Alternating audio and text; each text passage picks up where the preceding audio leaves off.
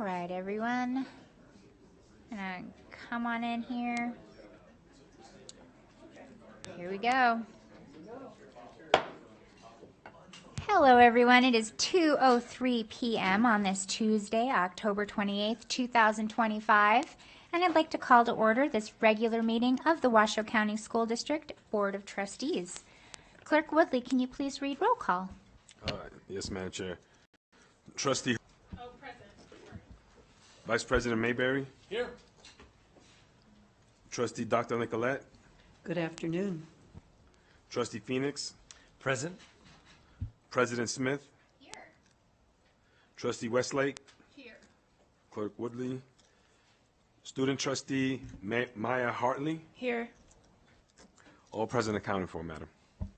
Thank you so much, Clerk Woodley. So we talk a lot about how much we appreciate the Washoe County School District Police Department, and I recently found out that they were named the Outstanding Agency with the Nevada Joining Forces conference that happened, and there's someone in this room that personally played a big part in achieving that.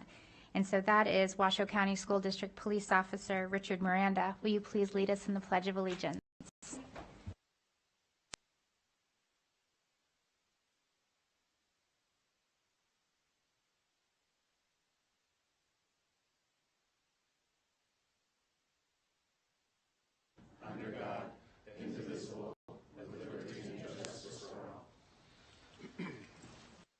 Thank you so much, Officer Miranda. That closes item 1.03 and brings us now to item 1.04, land acknowledgement. Every community owes its existence and vitality to generations from around the world who contributed their hopes, dreams, and energy to making the history that led to this moment. Some were brought here against their will. Some were drawn to leave their distant homes in the hope of a better life, and some have lived on this land for more generations than can be counted. Truth and acknowledgement are critical to building mutual respect and connection across all barriers of heritage and difference. We begin this effort to acknowledge what has been buried by honoring the truth. We acknowledge that some of our educational structures are situated in the traditional homelands of the Washoe, Washoe, Newmoo, Northern Paiute, Nihui, Western Shoshone, and Nuhu, Southern Paiute people. We pay respect to their elders, past and present. These lands continue to be a gathering place for Indigenous peoples, and we recognize their deep connections to these places. We extend our appreciation for the opportunity to live and learn in their territory. That closes item 1.04 and section 4 in its entirety and brings us now to section 2, our consent agenda items. Today we have items 2.02 through to 2.08, and we do have a request from Trustee Hall to pull item 2.06 for further discussion, which means that this board would consider items 2.2 to 2.05 and 2.07 and 2.08. First, I'll call and see if anyone has any questions or comments on those items. Seeing no lights on, JJ, do we have any public comment for those items? Pablo Nava Duran for consent agenda item 2.02. Welcome, Mr. Navaduran. Thank you for being here. Good morning. Good morning, guys. My name is Pablo Duran, and I was part of a Smith community. Determined to what the cost for design for the new elementary school at Pine campus. So it's yet to be determined for zoning advisory community. Whether or not, I know Smithfield will likely to go to those new school and determine what the new elementary school look like Dawson, Corbett, or Don Smith's area. So you want to make sure the final rezone he should be in November. It to be determined. The goal is to fill this up for a new elementary school Pine campus. If we get like 65%, the capacity will be smaller. So you know the capacity of a new elementary school Pine campus will be 776, which is a little bit too big for the elementary school student for being Title 1. It's expected to be Title 1 school. Also, Also, we want to know that we know those community of New World community will be attending to the new elementary school, but also have a higher concentration of English language learners. So we want to take that into consideration. So also we have like a low utilization of Hidden Valley Elementary School, which is affected, which affect elective and allocation for the fourth and fifth grade teacher. Like, I'm shocked to see like one fourth grade teacher like this school need to be filled.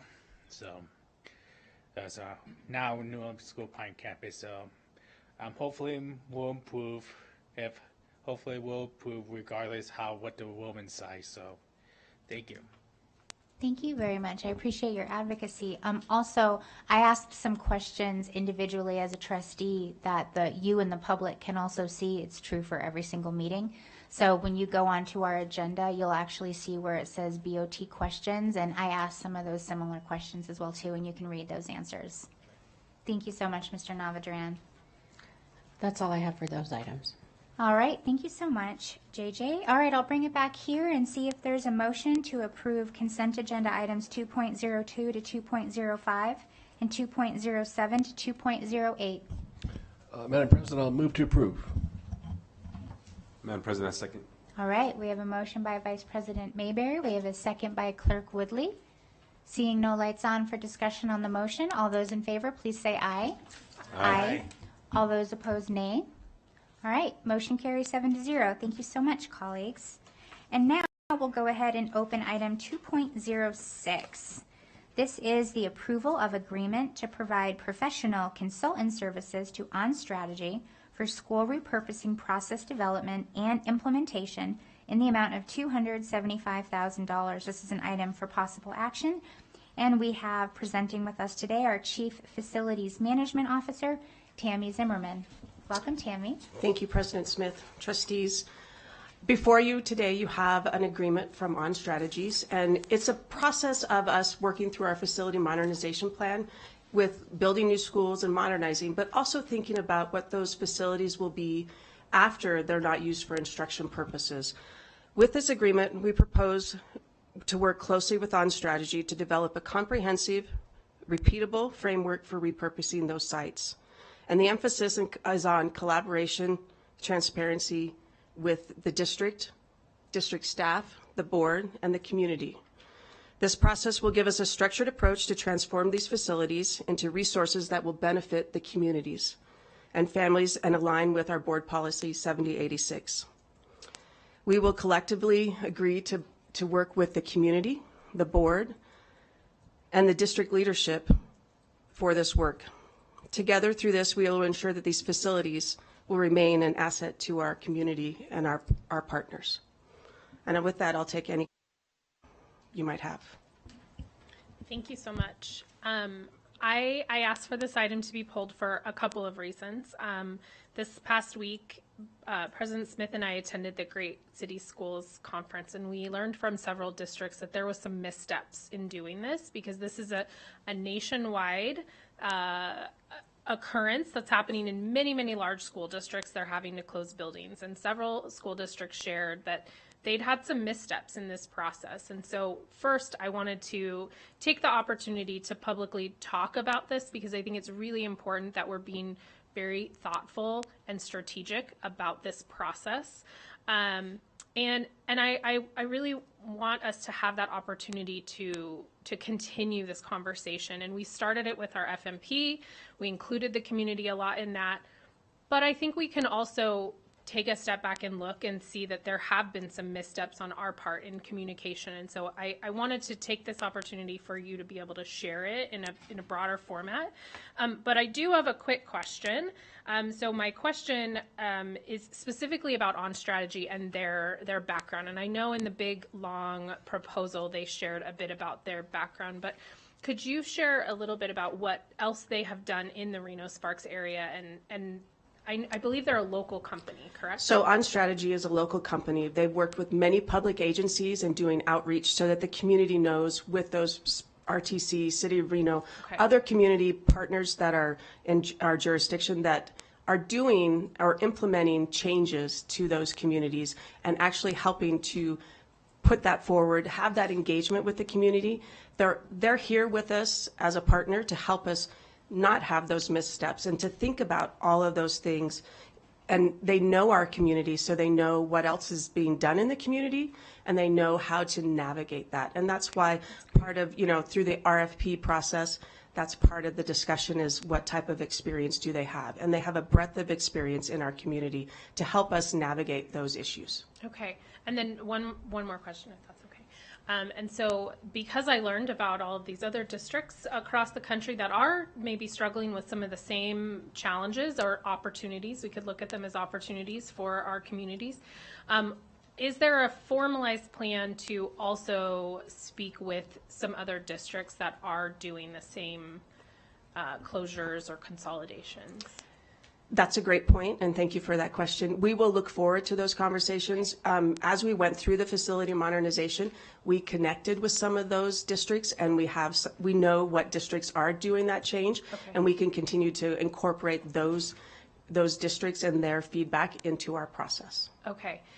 Oh, sorry, one more thing. So, sorry, it just brought up a point. Okay, so I want to be clear so that in this process, so by contracting with On Strategy, we will have the result will be a package communication plan, because I know that we've had a lot of public comment about communication and not feeling like people are being communicated with, but also sort of a plan for if we turn this school into this is what the steps are. Kind of, so it's a strategic plan in a way. I know I don't want to use that word. Correct. It's strategic. a plan. Okay. It's a structured plan that's repeatable, but there could be differences based off on of the each community different need. facility and the Okay. communities that we engage with. Okay, so there's structure, but there's also flexibility depending on the needs of the community. Yes, and Okay. these processes and that we go through and bring together Okay. will be brought back to the board. You guys will be an iterative process with that, with Okay. district leadership and that.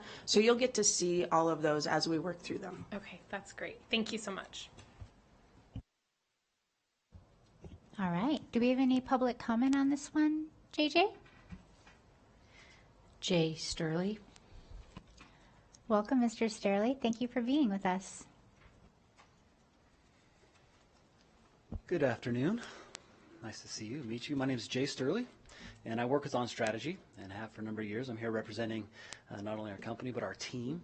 Erica Olson, she's our CEO and co-founder. She will be working on this project. Shall we go forward together? Also, my colleague Cameron Honorado is here as well, representing. She's a principal strategist with our company. And I loved your questions, Christine. And so I'll speak to those here in a moment. But we're a local company, vested here. My wife's a school teacher at one of your schools. My daughter's a freshman at Reno High. So beyond just the personal side of things, working with many other government entities, the county, cities, and others, nonprofits, secular, or should say secular, but normal businesses as well. So a lot of experience here locally and abroad. And I guess I'll just offer that in addition to the criteria in the informal request for proposal, we have these deep roots, and then additionally the heart behind the work, because this is a transformational, our understanding, this is a transformational opportunity for our city, for our county, and that excites us. And to work with your team. This is a team effort, not only with you, but with the community. But this is in conjunction with the county to augment your team's efforts as well. And so our plan would deliver, our work would deliver a phased approach that is flexible enough according to the needs of the school, the different communities, the students, always in mind, right? We'll have community input, communications board input, communications, right? And this is a replicable process, which Tammy alluded to as well. So it can be repeated, because this isn't just a one-time deal. This is the plan is many years. So it's to set up the district to implement these strategies for the long term. And lastly, I would just say we would be absolutely excited and honored to work along beside you and be an assist to make these great things happen for our students, teachers, and our community. So thank you. Thank you very much, Mr. Sterling. Thank you. That's all I have for this item. All right, I'll bring it back here then to the board, see if there's a motion. I can do that. Nobody else has any? Okay, just me. Okay, I move that the Board of Trustees approves the agreement to provide professional consultant services to On Strategy for school repurposing process development and implementation in the amount of $275,000. Second. All right, we have a motion by Trustee Hall. We have a second by Clerk Woodley. Seeing no lights on for discussion on the motion, all those in favor, please say aye. Aye. All those opposed, nay. All right, motion carries 7-0. Thank you so much. That closes item 2.06 and section 2 in its entirety. And we'll move on now to section 3. These are our finance items, of which we have one today. And our Rockstar team is coming forward here. So this is item 3.01, the presentation and discussion regarding the Washoe County School District's fiscal year 2026-27 budget process and status, possible action to approve continued analysis of budget reduction concepts as presented by staff, and to direct the superintendent to analyze and report back to the board new items related to the 2026-27 budget. This is an item for possible action. And now that they are seated, we will welcome our Chief Financial Officer, Mark Mathers, and our Deputy Chief of Finance, Budget and Planning, Jeff Bozzo. Welcome to both of you. Thank you, Madam President. Trustees, happy to present to you today. You'll recall at our last budget meeting last month, we gave you a very preliminary projection of our estimated budget situation. Unfortunately, we projected a budget shortfall of $18.4 million, but this board approved a number of actions to reduce that significantly down to $8.3 million. And so for today's meeting, we really have just two purposes. The first one, just kind of taking a step back, I think the most common kind of a budgeting approach most public agencies use is maybe making a presentation that quantifies, like we have here, the budget situation, whether it's a surplus or deficit, and then staff will go do their thing and come back at some later date and present recommendations for either how to address that deficit or how to spend money if there's a surplus, with really kind of no interim step in between, kind of telling that governing body what kind of is on the table in terms of considerations, issues, ideas, concepts. I think here, going back to certainly last year's budget process and maybe the year before, we try to create a little bit more transparency in what we're looking at, what we're considering prior to bringing recommendations to you. So for our first item here, we again want to be very transparent about our process and give you an early indication of the concepts we are looking at, investigating, analyzing at this point in the process. We'll be continuing to do that work in November and December, and then coming back to the board in January and February with actual recommendations. So this is kind of an early preview for you to see what we're working on, and Jeff and I will go through that. And then the second purpose of the meeting would be to solicit from you, the board, any ideas or thoughts or analysis you'd like to see for us to do and complete and have for you later in the budget process. So it's your opportunity certainly to raise any questions you have, raise any concepts, ideas you might have to address the budget situation. So again, we're striving for a kind of a level of transparency that's maybe has a little bit of discomfort to it. One thing I want to make sure the board, the public, staff understands is when we present these items, they again are very preliminary in nature. We have not done all the analysis to consider all the consequences, ramifications of an idea that could be legal, financial, academic, operational, and so forth, and that takes some time. Nor have we ranked these ideas here in this document. So certainly when you see these concepts, after doing that analysis, I mean, there's going to be some ideas and concepts that are more palatable than others. So please don't take the list we give you here today to be representative that they all have an equal ranking. We just haven't done that work yet. But again, we want you to see what we're looking at and where we're going in terms of bringing those recommendations back to you in early 2026.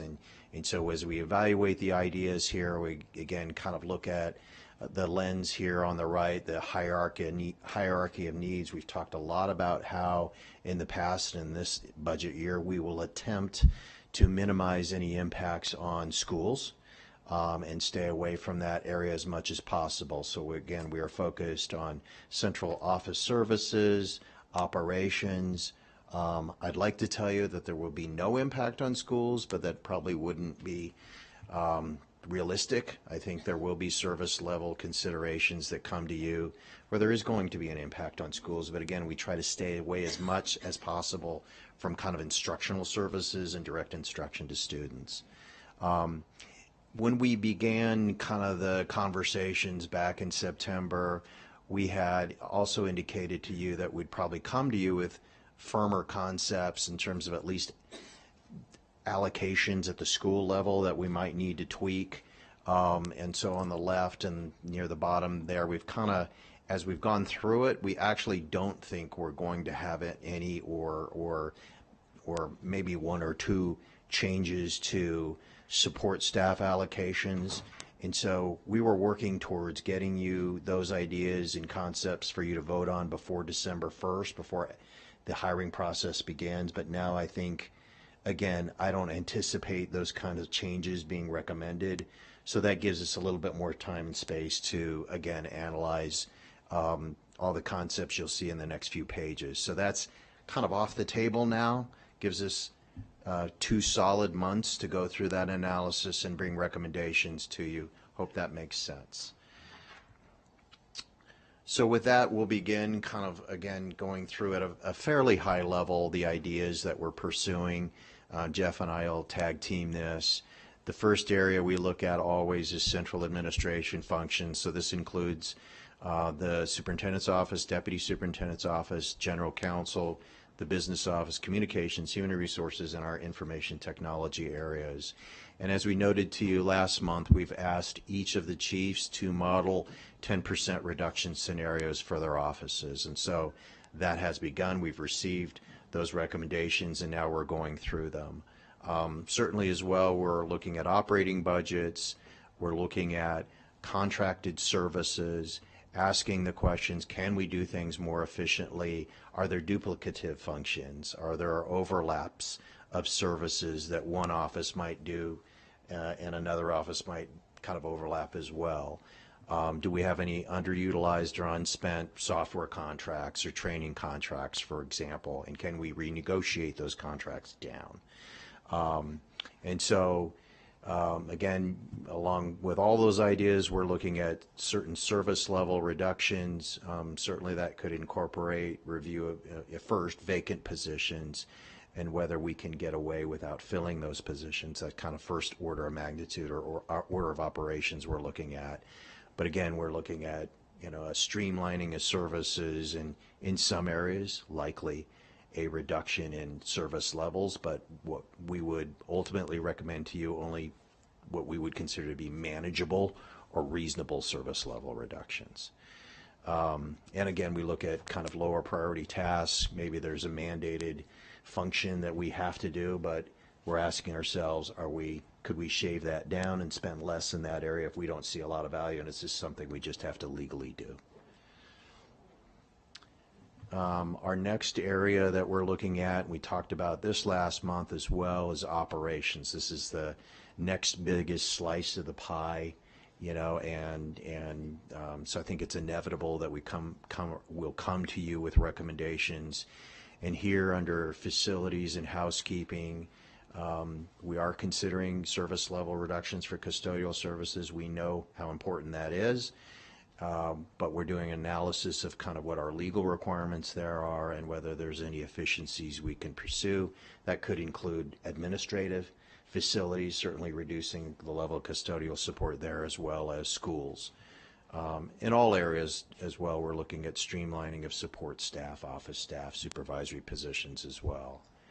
And then in the area of transportation, you can see here the list of topics. Some of those we've confronted in the past and will revisit.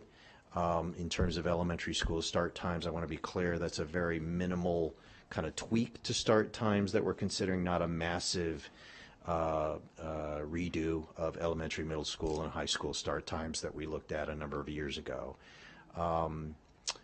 You know, we've seen some changes like a new central yard. We'll look at school of choice. Again, that's something we've been doing for several years, but a bill was passed last session that does provide funding for school of choice for certain students, and so we'll pursue that. And then we'll continue to look at our ridership and utilization, again, to try to squeeze out any further efficiencies out of that function going forward. Again, we have kind of a note at the bottom of all of these slides that this is just a recap of items we're looking at. Again, no decisions have been made. Some of these ideas naturally, I think, are going to drop off as we analyze them, and if they're not viable, you won't see them again. But again, we kind of wanted to demonstrate to you that we're looking under every rock, so to speak, right? There's kind of nothing off the table in terms of where we're looking and what we're looking at, again, with the intent to minimize the impact on schools, but that may not be possible given the size of our deficit. CFO Mathers, the item on pursuing the state funding really has my interest. I remember when the state did pass that, so this could be requesting money from the state to help cover the costs that we have in these certain categories, or maybe even opening it up. Would an example of that, for example, be how we have our SWAS programs in our elementary schools or the magnets in middle schools? What categories might qualify for that state funding, which, by the way, I think is a great idea to try to get all the money that we possibly can with that. Yeah, the bill is focused on students at current 1- and 2-star schools, so it won't be kind of an across-the-board solution, but I think those programs you mentioned, at least on the surface, would seem to be eligible programs for those students who participate in them. We are awaiting guidance from the Department of Education, whether there's regulations or something less formal in terms of how we would apply for that money. We expect to see something this spring along those lines.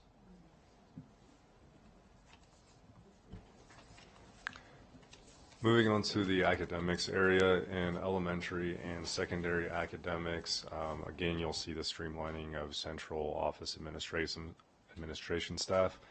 We're also looking at reviewing software contracts for duplicate services, or if there's new, less expensive options. Looking at resetting operating budgets based on current usage, so that's something we've done in the past. Referred to as rebasing department operating budgets, reviewing the number of on-call teacher assistant positions and usage, and then looking at converting music teacher allocations from a fixed bucket of allocations to enrollment-based allocations. This would be similar to how at the last meeting you approved changing some small school allocations to enrollment-based. Looking at some cost shifts to grant funding, and then again continuing review of major contracts in the academics area. In the Office of Student Development and Success, in addition to streamlining central office staff, we're looking at possibly converting a UNR behavior contract to a behavior position within the district to better support our programs. Reviewing wraparound services like speech, physical therapy, and occupational therapy for efficiencies. And then one here, the conversion of SIP deans and counselors at a few elementary schools to board certified behavior analyst positions to support behavior programs. These were schools that before, when we had standalone principals at elementary schools, had an additional dean or counselor for extra support. But after we added dean support to the elementary schools, this is more of a duplicate service now. In student services, again, reviewing operating and software budgets, reviewing support staff based on decreased enrollment over the years, and then also evaluating positions related to chronic absenteeism and possible reconfiguration of services in that area, with the understanding that there are potential future cuts on the horizon in the federal grant area. On the revenue side of the equation, we have very tight restrictions in the state of Nevada on what we can do as far as revenues, but some potential areas for us to look at include relooking at facility use fees beyond what you all approved last year, and then Medicaid and indirect cost reimbursements, and also department chargebacks, and then possibly a relook at concurrent enrollment fees that we had discussed with you all a few months ago. If there aren't any questions, I'll hand it back to Mark to talk about board requests. Thank you. I do have a question, because I've seen Medicare reimbursements come up time after time after time. What are our challenges in making a transition to utilizing those funds? You know, it's a very complicated, onerous process to seek reimbursement from the state for our Medicaid costs. So first, it's challenging for an agency like ourselves that's not a social services agency per se to kind of work through the barriers and the levels and layers of the state bureaucracy. I think we do a decent job of being reimbursed for eligible services in the special education area. What we've been talking with the state for several years is expansion of those services to non-special education students. So we do provide services that could be reimbursed through Medicaid in some cases, and there's additional opportunities for some indirect cost reimbursement, but it's kind of an area unto itself, and I think I've kind of come to the point where I think we need consultant kind of expertise for us to navigate the system and get to a place where we systematize those reimbursements and try to maximize those reimbursements. So we're kind of putting it on this slide to kind of put the onus on myself and another chief to pursue that more vigilantly and report back to you. So I hope that helps explain it. It's you'll hear kind of some folks talk about how easy it is to be reimbursed. It's not. There are major strings attached. There's major logging and documentation of those services that have to happen, that permeate out to our OTs and PTs and other staff to have to log that in. And so we just need to get better at being able to do that while not impacting the services to students they're providing.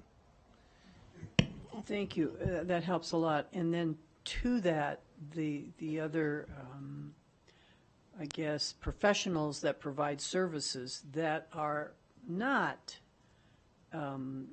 district employees, we too have an opportunity to have them help us with this endeavor? No, very, very good point. Yeah, we have opportunities there too.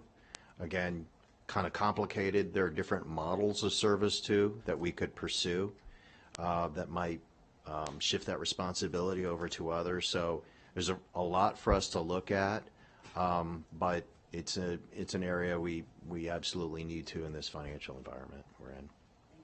Yeah. To piggyback on that, it's we've talked about it earlier in the spring for this current budget year. Is the team also tracking any potential impacts with federal funding? And we, of course, don't know what will happen, but does the district receive any of the money that's being talked about right now in various funds with the federal government? Like when we get our payments, is that something that you're tracking? I know it's a big topic. I'm just curious on a high level because I get that question a lot from people. Yeah, we are constantly monitoring what's happening in DC. As you know, there's a federal shutdown right now. Fortunately, it hasn't impacted us so far yet in receiving reimbursement for the services in Title 1, 2, 3, 4, and so forth. But it's a constant level of monitoring we're doing. We report to Joe monthly really on it, if not more frequently, on what's going on.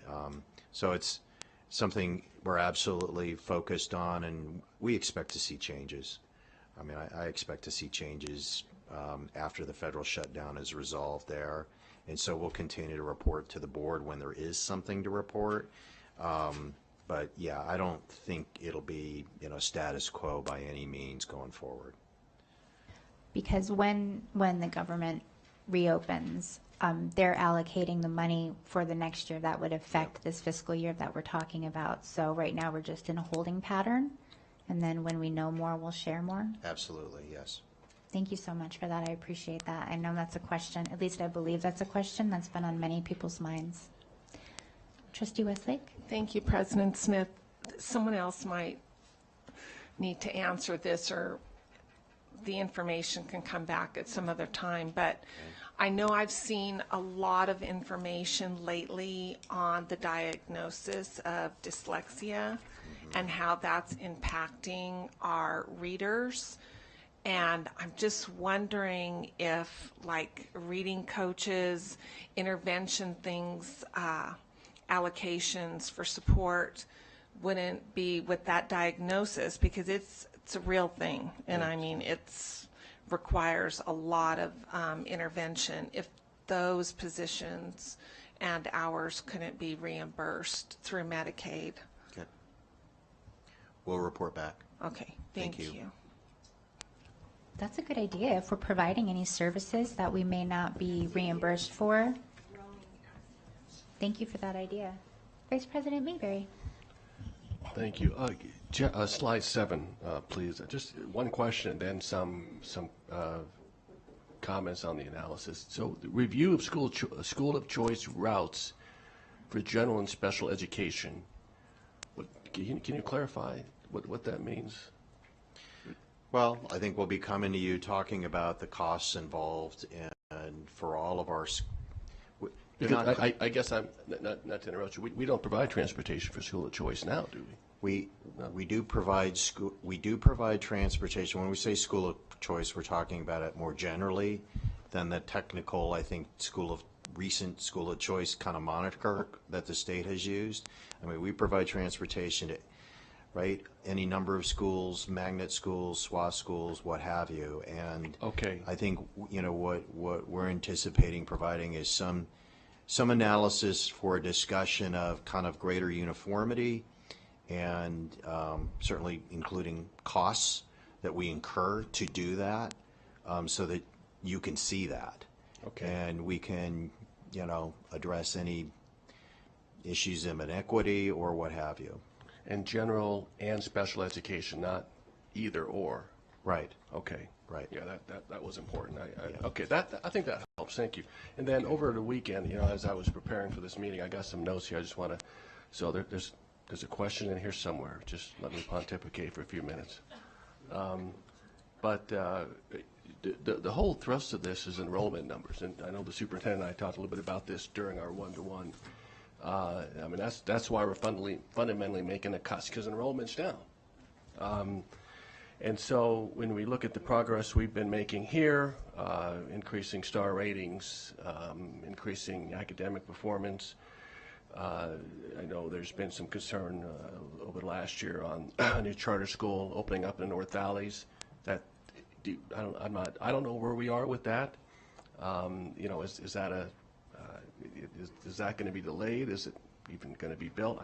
So when I add all this up, I'm just wondering, at what point do we make the decision to continue to further cut, or could we see because of the progress we're making and because that there could be a more desirable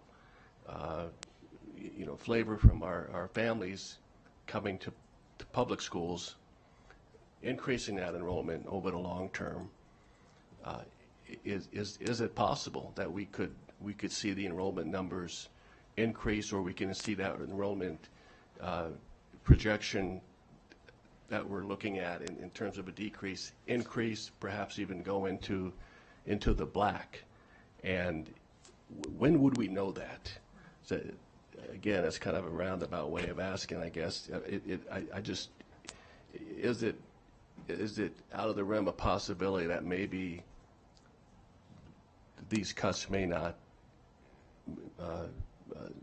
need to materialize? So, couple Yeah. questions. Does that make sense? It does, Yeah. absolutely. Couple questions kind of embedded there. In terms of general enrollment trends, I mean, I am hopeful as well that the tremendous academic progress we have seen, that we've talked about over the last year under Superintendent Ernst's leadership and with the help of other leadership and our teachers. I mean, I am hopeful that with communication about that progress and continued progress, that we would see some flattening of that curve, if not an improvement to that curve. Right. We see enrollment on a daily basis, and certainly we are tracking it very closely on a quarterly basis. We haven't seen that flattening or reversal of that curve or trend yet, but when we do, we'll be more than happy to inform the board about that reversal. I think what works against us and what works against most urban communities, as you heard about school closures, is just the demographic decline in birth rates. And again, Washoe being just not the affordable place it once was, and so we get retirees from California that move here who have no K through 12 age children. There's not a lot we can do about that.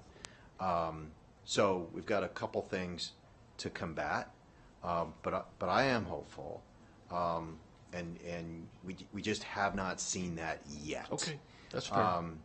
You raised the question of a new charter school that was scheduled to open in North Valleys in 2026. As you may be aware, there is litigation involved in the permitting of that school that may in fact delay the opening of the school. We are also tracking that, met last week on that very issue. I think we'll have something to report to you in January or February on that front. There's a lot of moving parts to that question, and I want to caution the board. It may be a question of timing, not if, right? So it may be a question of when they open, not if they're going to open. And I also want to caution the board, that's not the entirety of our enrollment decrease that we projected and shared with you last meeting. So even if they didn't open, we will still have a sizable deficit. Okay, fair enough. Yeah. And another, in terms of analysis, has there been any thought on the school schedule? Now, I know we have a number of minutes and hours that were required to provide to families based on state regulations and that. We have this balanced calendar. And I don't want anybody to react to this. I'm not suggesting we change the calendar. That would require, I think, some time and a few cycles. But would there be any cost savings if the school calendar looked different, like maybe a more of a traditional school year where you're starting around Labor Day, you end around June, and there's some energy costs there. I don't know. Maybe this is a moot point.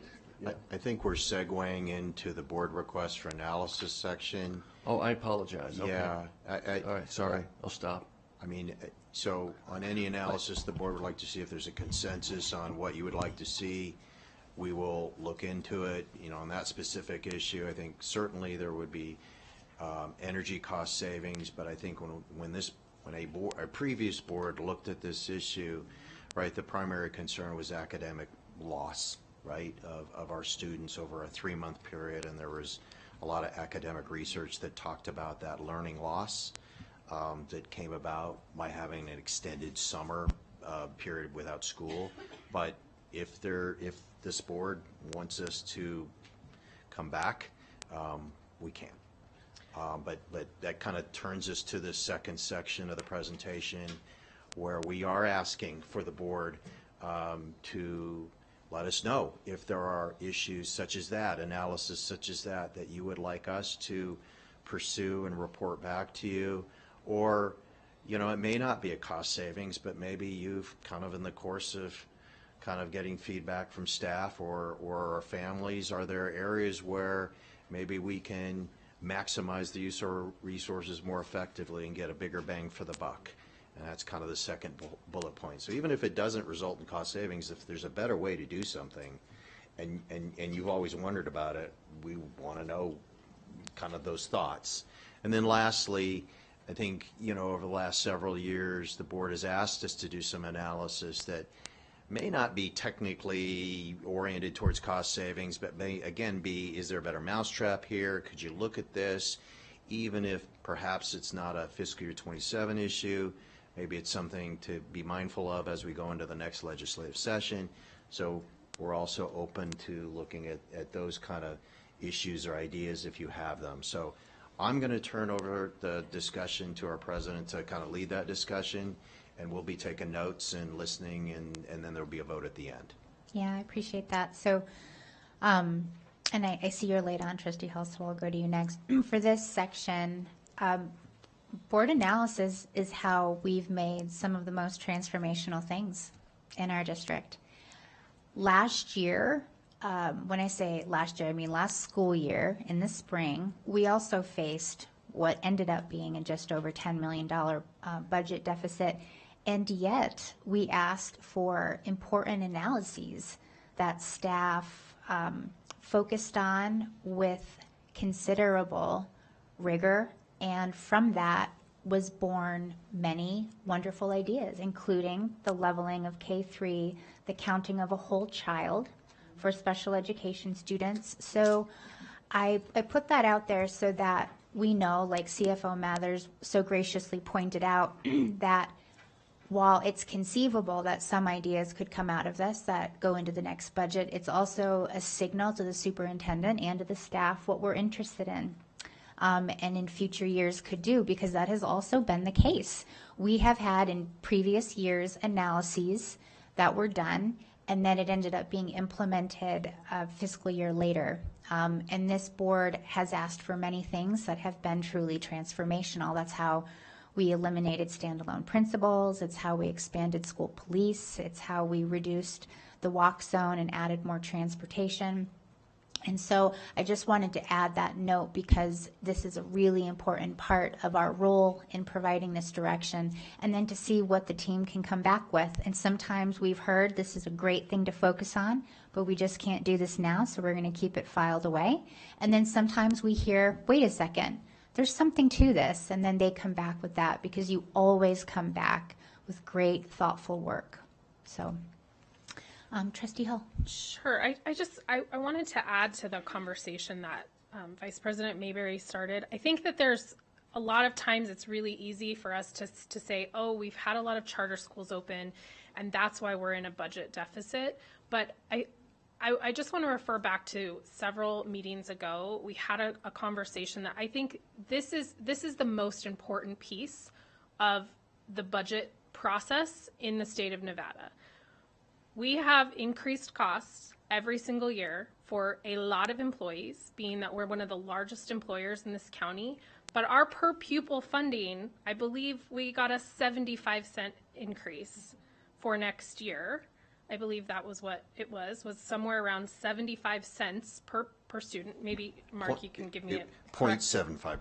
0.75, okay, Yeah. 0.75%, which is absolutely not what a step increase and or any kind of increase in a salary for the incredible humans that we employ in this district, right? And so I just there has not been a new charter school opened in the last several years, meaning that enrollment is pretty flat for a lot of charter schools. They're not increasing, they're not adding huge buildings onto their current buildings. And so I guess I just want to go back to us having a broader conversation about this and continue to remind that not only the public but ourselves that work has to go to the legislature, is that they are not adequately increasing the amount of funding per pupil is the bigger problem. Sure, there's definitely a decrease in students, and it has to do with the birth rate and who's moving here and all of that, and that makes a big difference. But we are also operating at a deficit because we aren't getting enough of an increase every year. So I just want to caution us that seems like a really easy thing to say is, and I've seen it in several news articles recently, and talking about, we just need to recoup the students who went to charter schools. And I know that's not what you were exactly trying to say, but it's definitely it's the point that gets a lot of attention. And what needs to get attention is we have to look at how we fund schools in this state. Charter schools are struggling with the same things. They're not getting the increase. So any public school in this state is struggling because we aren't funding our schools adequately. And so I will continue to beat that drum, that at the legislature we need the state to fund our schools and increase those costs because it costs more every single year to educate our children. And that is an investment worth every penny. And so I just wanted to make sure that we keep the conversation about the deficit with the broad picture, that this isn't just about losing kids to charter schools. This is a much bigger thing about the fact that we as a state continue to not fund our schools properly. For example, our state says that we have to have a certain ratio of teachers to students in first grade, but they don't give us extra money for first grade students. We get the same amount for a first grader as we do for a 12th grader, who have vastly different needs and requirements in their schools. And so that is not something that you guys are able to correct or fix right this second, but I just want to make sure that we're grounding that conversation and not using, just saying, it's just because we're losing kids to charter schools. So I just want to make sure we're having the broad conversation. So sorry, that was my soapbox for that today. No, don't be sorry at all. I'm going to go to Trustee Dr. Diane Nicolette. Really quick to plus one on that. There are two charts that I remember the most in my 4.5 years so far on the board. You show one of them pretty frequently, and that's the birth chart. I'm the one that said, can we add 2024 to this? The second one, and I bet Dr. Nicolette will remember this, maybe also Vice President Mayberry, is you used to have a chart that showed this boom that was in high school, and we knew, because we know the enrollment numbers. Do you remember that one? Where it showed the boom, and then we knew this cliff was coming. So just as a point, that might be a good one to dust off, because I found that to be very impactful. I'm going to go to Dr. Nicolette, but for this section team, what we're going to do is, and I have a couple of these myself, talk about the ideas we have, share them, but we're not going to be making motions. We'll share the analyses that we're interested in, have some dialogue around that, not to build consensus, but to kind of talk it through. And then once we finish up the presentation, we'll go to public comment, and then that's when we would make motions. But let's talk through the good ideas we have, starting with Dr. Diane Nicolette. Thank you very much. This is pretty simple and straightforward for me. I want to affirm your analysis thus far. There's a whole bunch of things I could have you look at, but I think you're spot on. Number one, I really appreciate that the overarching points to me are that we need to really look at our needs, wants, and our musts. And I appreciate that. And there are three different categories. I'm glad you're going to look at redundancies. Just today, in the needs, wants, and musts, and sometimes it's very hard to analyze for me personally, we approved $10,900,000. And it all seems reasonable and needed to me, and yet those are the kinds of things that we really need to be looking at. I like that you had Medicare up there, Medicaid up there. We need to continue, as I know you are, looking at other opportunities for financial support. I mean, thank you for looking under every rock and everything's on the table, and I appreciate that. And so far, I think this is going very well, and I appreciate your work. Thanks, Dr. Nicolette. Well, I have a couple that I brought up with the superintendent, a couple analyses that I wanted to pose. And the first is one that I see happening in my own district, which of course is shared by Dr. Nicolette and Vice President Mayberry, but this will soon be coming to a district near you. And that is requesting an analysis on needs at high need schools. So as we consolidate schools, we are going to realize savings. I'll give you an example. District D, we just talked about the facilities modernization plan. So I'm going to just use 2 schools as an example, but I'm not suggesting that just these 2 schools are going to be added because we know zoning is going to actually look at this. We have Veterans Memorial, we have Libby Booth. Very, very high needs communities, okay? Based on their enrollment, which for veterans is just over 200, and I think Libby Booth is somewhere around 3. Both of those schools have a principal and they have a dean, and they use their title funds to upgrade their dean to an assistant principal. But when these school communities come together, and again, I am not suggesting this is going to cleanly come together, now they have a combined school with more kids, but the administrative and student support allocation formula is still the same. That is dramatically difficult for our administrators and our student support roles, and I'm talking like social workers. So what I am asking and what I'll be making a motion to ask is not just for consolidated schools, but we do have some savings with the consolidations, and what I would like the team to look at is using a portion of those savings to review if certain high needs schools need more support. I understand that we always want to do things across the entire system, but sometimes we don't have the resources to do that. That did not stop us from bringing down class sizes in 4th and 5th grade in 1- and 2-star schools.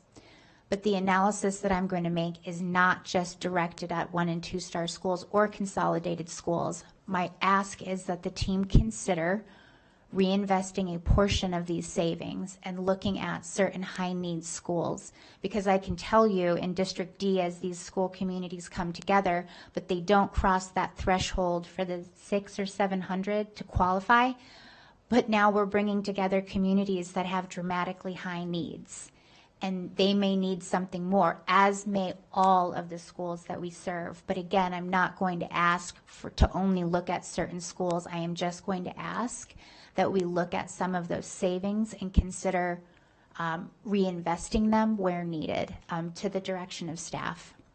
So I'm going to pause on that one and see what anybody thinks or any questions on what that might look like with anyone.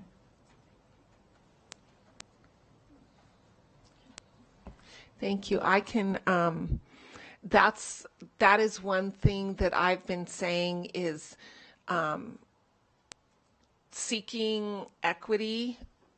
That's important, but what is equitable over here may not necessarily, even though they don't have what we're saying this school has, they may not need it over here. So that's not equity saying, well, let's give it to this school, but now we got to give it to all these schools, because not everybody needs the same thing. I think it's really time we get down to the nitty-gritties and look specifically and intentionally on what each school community really needs. What is going to move it at that school? What is going to move the needle at that school?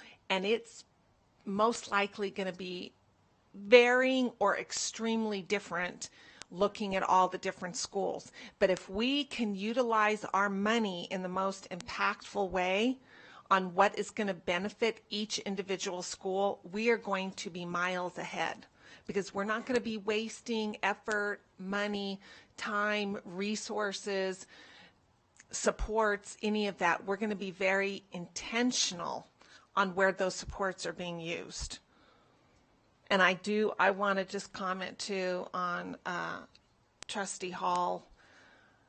Nevada needs to understand what is the most important commodity we have and support that commodity in every way possible, and that's our future, and the future is our children, and they really need to get on board with that.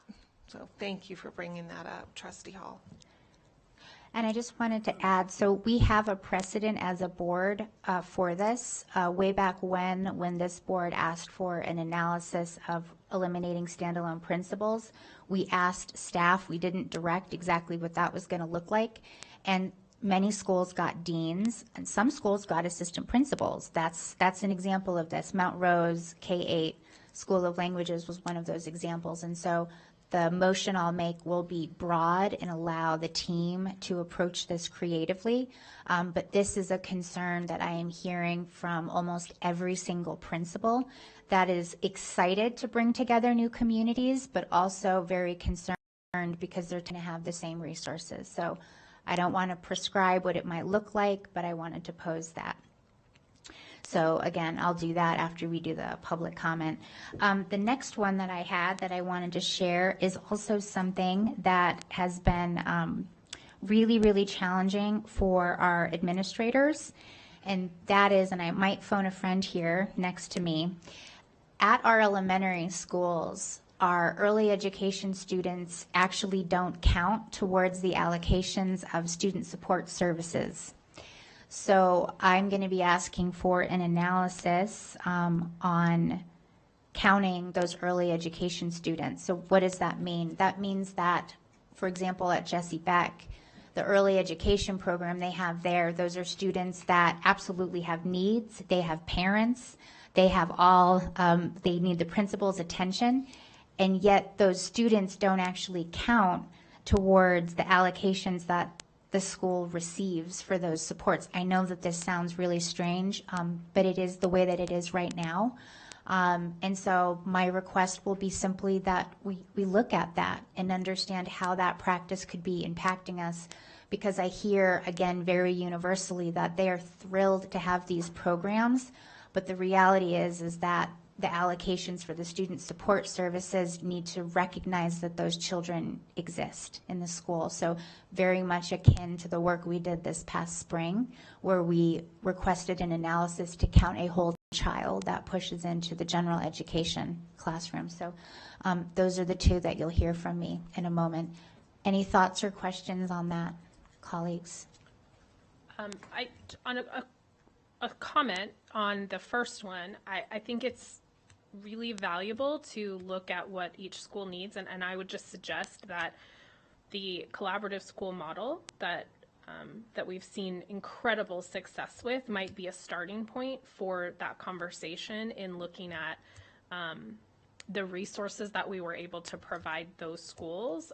We saw great success with their the performance framework, but also just in general, the community that they built at those schools because they had those resources might just be a starting point. And I just wanted to suggest that as a place to start, because it's a huge, that's a huge conversation about, individually looking. It's like having an IEP for every school. What is their individualized education plan, right? And so I'm just curious if I'm thinking that maybe in addition, maybe that's a starting place for the team to use as a success model. That's my only thought. I'll be that phone a friend for early childhood education. This has been on the discussion table for the Early Childhood Advisory Council for years. And if we're going to talk about how the state supports our children, this would be a place to do it, because Washoe County School District has heroically and valiantly stepped up to the plate and designed early childhood programming and the money's not there. And so, you know, I would suggest that as we look at legislative, yeah, right? As we look at our legislative agenda, this is something, it's a discussion that we should have. Thank you so much, Dr. Dye. And in order to have that conversation, we need to understand how it affects us, because I was actually very surprised when I learned about this.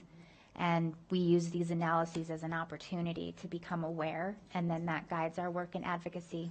So thank you for that. And thank you for also being my phone a friend. All right, does anyone else have any others that they wanted to share? Oh. I'm going to go with Clerk Woodley because he hasn't had the opportunity to share. And then I saw Trustee Phoenix flashed his light, and then we'll go. Thank you so much. Thank you, Madam Chair. Mr. Mathers, you stated earlier, I really appreciate the statement you made where you said if not viable, you won't see them again. I really appreciate the approach, the comprehensive approach and deliberate looking at these things and identifying all these different avenues and approaches. And one of these scenarios here you have here, actually state scenario, says development of 10% reduction scenarios. I only ask that that be something of an average, because I've seen this in the past where we go 10% straight across the board, and you may have on one side one department, for example, that has multiple contracts, and they can actually give up 15% just in contracts. And then you have another department where may be dedicated to public safety, you know, and that's something that I don't want to see any percent reduction there, you know, especially not 10%. So I appreciate your approach, and I'd appreciate that approach of average as opposed to 10% across the board for everyone. So thank you. Thank you, trustees. I think we're finding a lot of consistencies of thought. I think that is being reflected in resources towards our schools. At the start of the presentation, we really talked about how we're prioritizing these cuts. And I think it's also consistent with some of the past practices we embraced last year as we analyzed the budget. And that was when we looked at some of our organizational redesign. We were very intentional to remember where our priorities were and make sure that we kept or gave additional investments towards those priorities. So I see a lot of consistencies in what is being shared. I think we have some room based on what is being described so far for analysis that will be productive for the board. All righty, just going to your point earlier about early childhood development and early childhood, the program you were talking about that. And I just want to remember to include our strategy kids, you know, on our CLS, the number of minutes or hours inside the classroom are being accounted for. You know, a lot of them are in there longer than some of them that are all day long, and then they're out here and there. So that we're really looking at that so that we're, you know, advocating for them to get those resources that they need there. But the one that I have here is what are other opportunities, the efficiencies, cost savings, or improvements that the board wishes the staff to review? I was looking at the guest teacher pay and how do we incentivize for those tough schools that are in those tough spots. For example, in District C, you know, we have Natchez, which is a bit of a drive. And you can, if you go on Frontline, you'll see that they're always advertising for guest teachers. If you thought about Gerlach out there, same deal. You know, it's a long, long drive out there, and then some, right? And then, you know, Cold Springs and the schools that are in that area there with traffic and those types of things that are out there. It's just talking with the administrators about this. You know, they brought up to my attention that, you know, because it's tough to get them out there. So if we have money allocated to that, you know, how are we using that to either incentivize or how are we using that to kind of compensate to make some improvements in that specific area so we can try to make that happen. So that's something that I was thinking about, because are we doing that right now up in Incline? Don't they have a geographical incentive or something because there's a bit of a drive or something like that? There is for our permanent staff. Okay. Yes. All right. Yeah. So, you know, I was just thinking about that. So That was something that had come to mind because I was thinking about the rural areas, and we were talking about how do we get these teachers out there, to get a long-term sub or even just fill those spots, and it's been difficult for them, because a lot of people are having a hard time either making the drive or just trying to find a way to win. So maybe if we incentivize some way with that, and that's what I was looking for some analysis on to see what we can actually try to make that work. There might actually be some existing funding for that. So if I'm not mistaken, and I'm still going to phone my friend here, when a classroom is not able to secure a guest teacher or a period in secondary, those students get broken down, or the class gets broken down, and then they go to other classrooms. And then I think we pay those teachers, right? Okay. So I like your idea, and a good place to look at where we're already spending money is the amount of money we're already spending when we have to break down classrooms because we weren't able to secure a guest teacher, and then pay the teachers that are taking in the kids that day. So your idea could have funding that we would move or repurpose into that area. So I just wanted to suggest that. And there's also a human cost to when we break down classrooms and then unexpectedly a classroom teacher needs to take half of another class or whole of another class.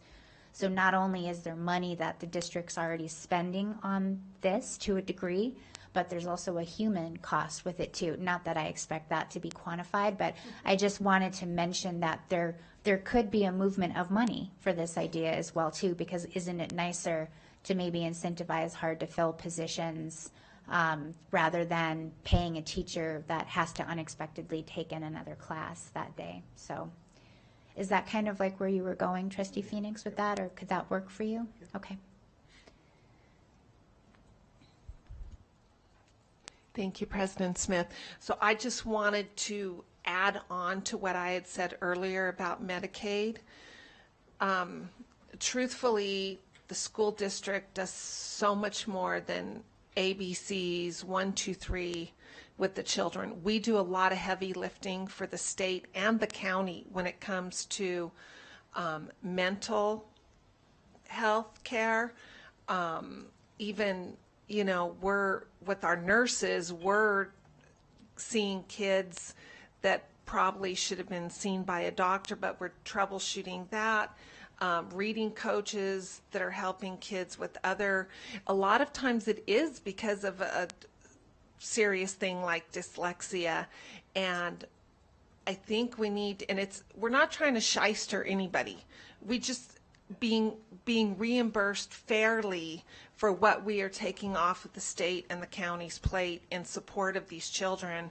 And we're providing that stopgap so that these kids have a means to have success. So I think if we could kind of look overall in general, things that we're doing that would not fall under just generic 1, 2, 3 ABC, that is very specialized, that could very well the state should be doing, the county should be doing, and then be fairly reimbursed for those services. So thank you.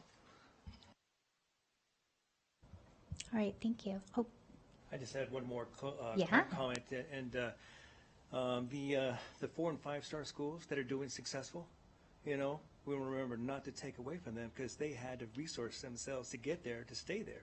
So keep that in mind in all your analysis. I want to make sure, because those schools that are working hard, that are getting there and doing those things, we don't want to try to take away from them because they're being successful. We want them to continue to be successful, and I know that's tough when you got to balance this thing. So I just want to make sure I put that out there in your ear. Thank you. Well, and thank you, Madam President. To piggyback on your comment too, I mean, the 3-star schools as well, they're sort of in the middle, and a lot of my visits, the principals sometimes express a little frustration that they are in this weird spot where they're not a Title I school, but they're not a 4 or 5 school that may have access to more resources. So that's why I have a little trepidation on some of the things I've heard in terms of continuing to fund some of the schools that may need it, that are in some of our urban areas. I think we need to tread carefully. I still would like some just to consider an analysis on the school year, what that would look like if we went to a different model than the balanced calendar in terms of potentially saving utility costs, if there's any other potential staff savings. I don't know enough, but I think it's a worthy discussion to have. And I certainly appreciate the reasoning behind the balanced calendar, but I also get a lot of feedback that summer is too short. So thank you.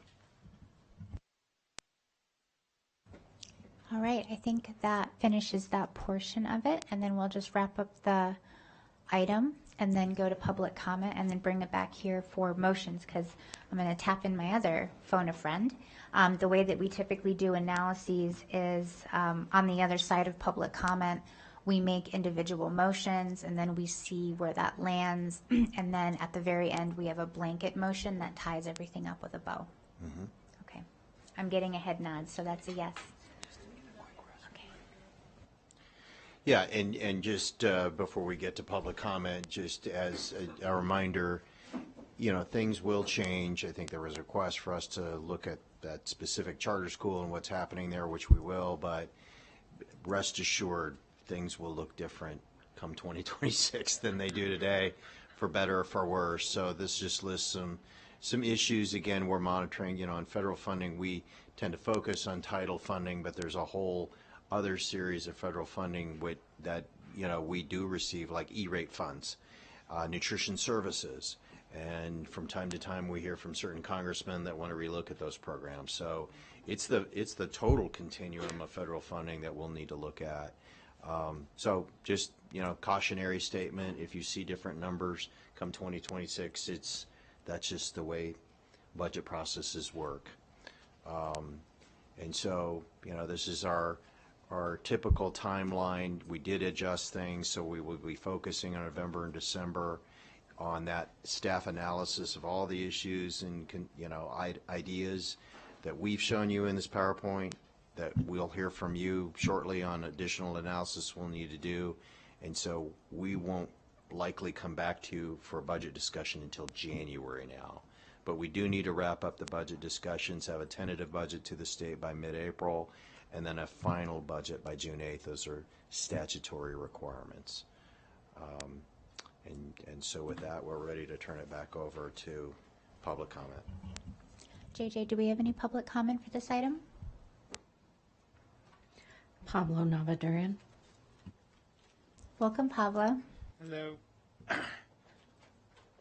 I wanted to let you mind that you know, the more student to have a consolidated school, build a new school, the more student, the more elected that we have. So that's the goal. You know, it's based on state funding. We don't have a funding like California or Massachusetts or Vermont do. So we want to make sure it equalizes as soon as possible. So, for example, we want to make sure that Levy Booth veterans are very high need, also as a Loader and Corbett as well. So we want to make sure to max out those areas, because those areas have been declining for many years. Also, it's my ward, so we might. Ward 3 and District 3 might have to spend larger after with District 3 in 2030s. Never knows if we don't fix that problem. So hopefully, and then potentially we want to announce what the high school look like, because Mooser and Spark will be near 50%, and Spark gave a modernized school, and Mooser getting rebuilt. Like, are you gonna build a new school like where declining? Maybe maybe an analysis.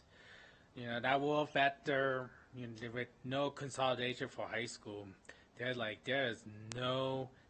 will be a few elections for high school in a few years. So think about it. So thank you. Thank you very much, Mr. Navadran. Heidi Gavrilis. Principal Gavrilis. Thank you for being here. Good evening, Superintendent. Afternoon. Good afternoon. Superintendent Ernst, President Smith, and trustees. My name is Heidi Gavrilis, and I serve as the elementary representative on the Washoe School Principals Association Board. We support the study of how we allocate administrator and student supports at all schools, especially in light of the facilities modernization plan. The FMP calls for combining schools and trading up. This results in combining smaller schools into new larger schools. Larger elementary schools, in particular, are underallocated compared with like-sized schools at the secondary level. Currently, there is no additional administrative support that is granted at any point above 600 students at the elementary level. A large elementary school is allocated at about half the office staff and administrative support of a same-size middle school. We're not suggesting that middle schools are over-allocated, but we are suggesting the study of the allocations guidelines for all schools, especially larger schools, as we begin the work of consolidating and trading up. We understand the importance of leveraging the structural savings, and we also see this as an opportunity to consider how we might reallocate resources to better serve our mission. Additionally, overall enrollments currently don't include pre-K, all pre-K students. Schools at all levels, elementary, middle, and high, have pre-K programming. And some schools have several programs. Currently, some pre-K students aren't figured in the total enrollment, which determines allocations such as assistant principal, counselor, and clerical aid.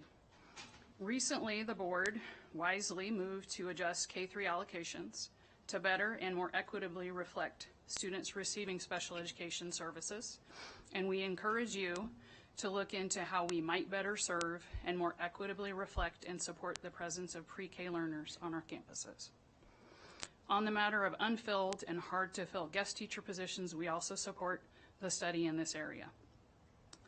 Unfilled sub positions, some of you had noted, do create a heavy lift for the entire team at a school. Everyone's asked to give a little bit more each day a sub position is not filled. While there are some mechanisms for compensation in some instances, doing extra duty day after day, week after week is an unsustainable long-term strategy. We do acknowledge the fact that subs are a limited resource, and we do support looking into geographical areas and positions that are hard to fill. The analysis of these vacant jobs may also help identify training or recruitment opportunities or other strategies beyond just pay to help ease the burden of unfilled sub jobs. Thank you. Thank you so much, Principal Gavrilis. We appreciate you being here. John Eppolito. Welcome, Mr. Eppolito. You seem too happy to see me, Beth. I'm always happy to see you, Mr. Eppolito. You're not going to get into heaven if you don't tell the truth all the time, Beth. Hey, we can still have a good relationship, even if we see differently sometimes. You were very supportive at the legislature when I was there. You remember. Thank you very much. John Eppolito, protectnevadachildren.org. That website talks about Infinite Campus and why it's very problematic, and some of the video on that website is filmed right in this room. So hopefully you guys will be helping me next session, legislative session, to start deleting some of this problematic data that Infinite Campus holds forever and shares with others. But that's not what this item is about. What this item is about is maybe getting to the point where the discussions come up again about closing Incline Middle School and merging it into Incline High School. And I know the last time the principal of Incline Middle School came to the community meeting, I believe he said he could hold that off until next school year. I could be wrong on that. But I know last time when the discussions happened, Adam came up, and he did a good job. That's going to happen again, Adam, if you guys decide to close Incline Middle School. I know in this room we're all experts in education, even those of us who never taught. I only taught for 6 years. 3 of those were middle school and 2 were high school. Middle school was my favorite. They can't help it. It's hormones and sugar. But the point is, middle school kids are way different than high school kids. So I'm hoping that somehow we can get away from combining Incline Middle School and Incline High School in whatever discussions you guys have. Thank you very much. Thank you, Mr. Ippolito. Jenny DeMonte. Welcome, Ms. DeMonte. Good to see you.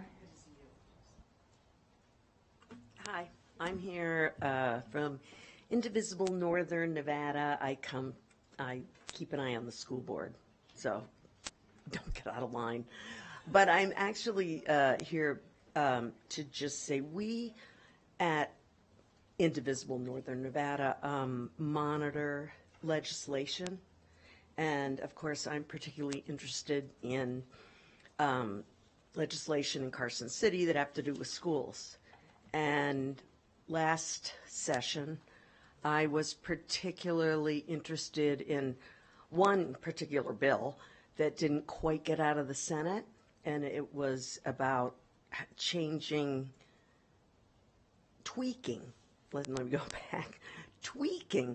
the way property taxes are not collected, but how about counted? And it was a tweak. Because I agree. I think it's really important. I mean, I wrote actually some comments on that, and it kind of went like, hey, money doesn't guarantee school success, student success, but if there isn't any money, then you kind of never know what could have been. So I only offer that because I'm happy to, in the next session, become even more vocal. So money isn't everything, but it sure doesn't hurt. Thank you. Thank you very much, Ms. DeMonte. The board received an email from Andrea Williams related to this item. All right, team. So we've got the superintendent's recommendation, but before we get to that, if any of us want to formalize our analyses, which is the only way that we guarantee that they happen, by majority vote, I'll go ahead because I have my two written out. They're written specifically, and they're also written broadly to allow for the creativity and professional interest of our staff to take this where it leads them. So for the first one, this is around utilizing a portion of those savings. The motion is, and I've sent this to JJ so she'll be able to read it back, so will I move that the Board of Trustees directs the superintendent to initiate an analysis in partnership with affected associations on increasing administrative and student support positions at schools with high needs, with a focus on using a portion of the savings from the reduction of our school portfolio.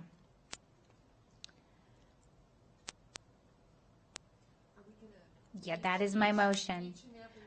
Well, yeah, so that's my motion, and if anybody wants to second it, now would be a good time to do it. I second. And I'll read that again. Okay. So it's, I move that the Board of Trustees directs the superintendent to initiate an analysis in partnership with affected associations on increasing administrative and student support positions at schools with high needs, with a focus on using a portion of the savings from the reduction of our school portfolio. I still second. And if anybody has any questions, I mean, we can talk about the motion right now if there's any thoughts, but I wrote it broad on purpose so that the team could follow their own professional interest on this matter. Trustee Nicolette? Thank you. Follow their own professional interest. I'm not sure what that means, and I do wonder about the timing of this one. I don't know if this is time well spent at this juncture. So tell me a little more, please. Sure. Well, the analysis is specific, but I don't want to tell the team to only look at one particular thing. Like many things, they may take this back and say, all right, let's unpack this and see the opportunities that we have. So it's the analysis to reinvest a portion of the savings we have from the school consolidations and to see if we need to allocate certain things outside of the standard formula for some of these schools. We have Pine coming offline this year. So that's why I do believe that it is relevant now, because that school is coming offline June of this year, and then the new Vaughn is opening. And then from there, the continuation goes. So by requesting this analysis now, we get in front of all of that happening, and then this is a practice that they look at going forward, because we do have a school coming offline this year. So that's why I'm bringing it now, and that's why I did not bring it this past spring. I just have a quick question about the use of the word increasing. I feel like that actually limits the analysis, because I believe what you're asking is for a general analysis of the needs of that school, and that may or may not include increasing the staffing. It may include, and I this is something that Superintendent Ernst and I discussed in our one-to-one, just some reallocations of, you know, we had this position was named this, but really they were doing this. And so I think my only concern with the motion is simply the use of the word increasing, because I'm not sure that that's the entire story, right? It's really looking at the needs of that school and what they need. So maybe when we use the word increasing, that would just simply identify like, oh, they need another counselor, but maybe that's not what they need. And so I guess that's where I don't love the word increasing. It's really more of a needs analysis, correct? And that is exactly why the friendly exists. Okay. So I completely agree with what you're saying. I think that's wonderful feedback, and I would adjust that. So I will accept that friendly and remove the word increasing from that. And then assuming I get an agreement from my second, can you turn your light on and just? Oh, yes. Second. Okay, it's gone. On the friendly. And we'll read it again. Yes, thank you. But it's gone. Okay. See how that works? All right. All right. Any other thoughts on that? JJ, I'll read that again now that we can get a clean reading for the record. I move that the Board of Trustees directs the superintendent to initiate an analysis in partnership with affected associations on administrative and student support positions at schools with high needs, with a focus on using a portion of the savings from the reduction of our school portfolio. Okay. Another question. I understand the intent, and I actually think it's brilliant. I do wonder about the timing. Are you expecting this to come back in January? No, not necessarily. I expect this to come back when the staff feels that they're ready to. As we always do with our analyses. They typically come back in a staggered format. We do that every year. They do their work and they bring it back to us. No, I won't ask that. Okay. And just for practice, we did that last year too. Staff came back with analyses at different times when they were ready. So I'm not actually time stamping this. Okay. So we have that motion. We have a motion by me. We have a second by Trustee Westlake. Seeing no other lights on, and I very much appreciate those questions. All those in favor, please say aye. Aye. Aye. All those opposed, nay. Nay. All right, thank you. Motion passes 6-1. The second analysis that I have, I'll go ahead and I'll read that one. I move that the Board of Trustees directs the superintendent in partnership with affected associations to initiate an analysis on including early education students in school enrollment counts that determine a school's allocation. I second. Would anybody like me to read that again? No? Okay. Any questions or thoughts on that? The only question I had was, the strategies, CLS kids, the students' families, trying to work that in there somehow.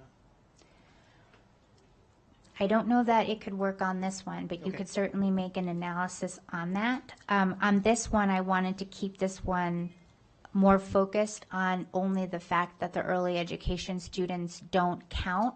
And I think that in your case, those students count, but maybe we provide more support. So, but I'd very much like you to think about a motion for that. I had a comment. Yeah, of course. Okay. Thank you, President Smith. I think this is important because it's kind of part and parcel what we had discussed and advocated for our special ed children to be counted as a whole human being. Our littles are no less important. No child is less important, and they should be counted because they require support. They require instruction, they require guidance, they require everything that any child would expect to be provided when they attend a school. And we've accepted the responsibility of having early childhood. We took on that responsibility, so they need to be recognized and supported exactly as any other child would be. Same thing with special ed. We take on that responsibility. If you're going to accept a responsibility, you need to step up to the plate. Because there are things that go along with that, not just the good feeling you get by saying, oh, we're gonna have this and we're gonna do this.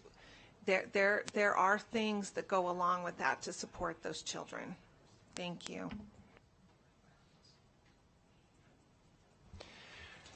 Thank you, Trustee Westlake. I do think it's important to remember that we do provide some comprehensive service for our early childhood students and our PK students. They are supported with teachers, they are supported with aides, and they're also supported with administrative staff. So while I think I understand the intention is for increased support for schools and personnel there, I do feel I'd be remiss if I didn't say or remind us that our pre-K students are supported very much so in their classrooms with their teachers, with our teacher assistants, aides, deans, and principals. So I just want to make sure that we're clear on that part.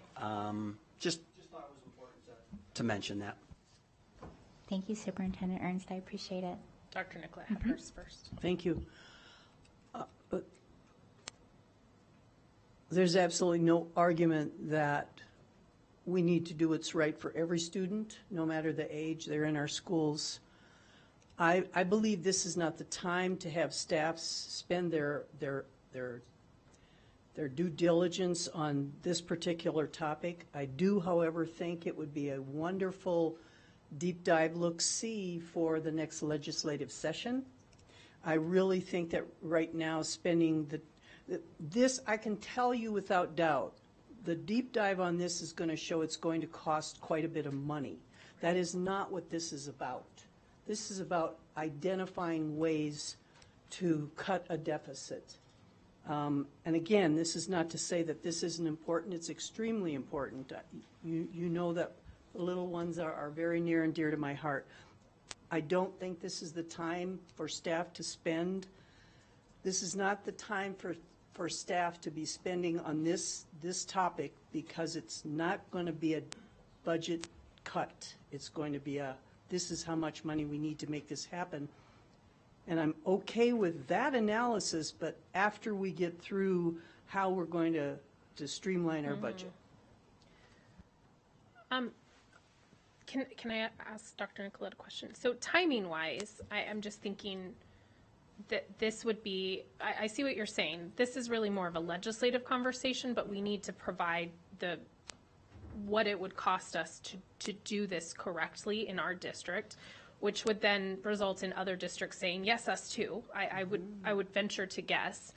So with that, timing-wise, I hear what you're saying is that we focus on getting to a place of as close as we can to a balanced budget, and then we look at that. Is that what I'm hearing from you? I just want to be clear, because I'm hearing that you really like this idea of finding out how much it would cost us to truly staff the buildings for every single student, whether they're 3 or 18 in our buildings, but specifically looking at our pre-K kiddos.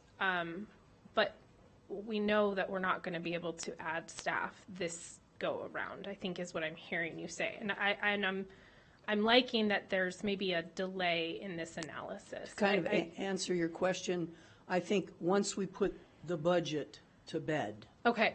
that would be the time to Okay. really deep dive this. And it could be a quick turnaround because we know that legislatively speaking, we got to be up and running. Right. But yes, right. after Okay. we put this budget to bed. Okay. I could really support the idea that we still get this information because I think it's incredibly important, and it also values the work that's being done in our buildings that have pre-K programs, because I too have heard this. We heard it a lot during zoning when we would get those really colorful brush fire charts, and we'd hear from principals, but that doesn't include our pre-K kids.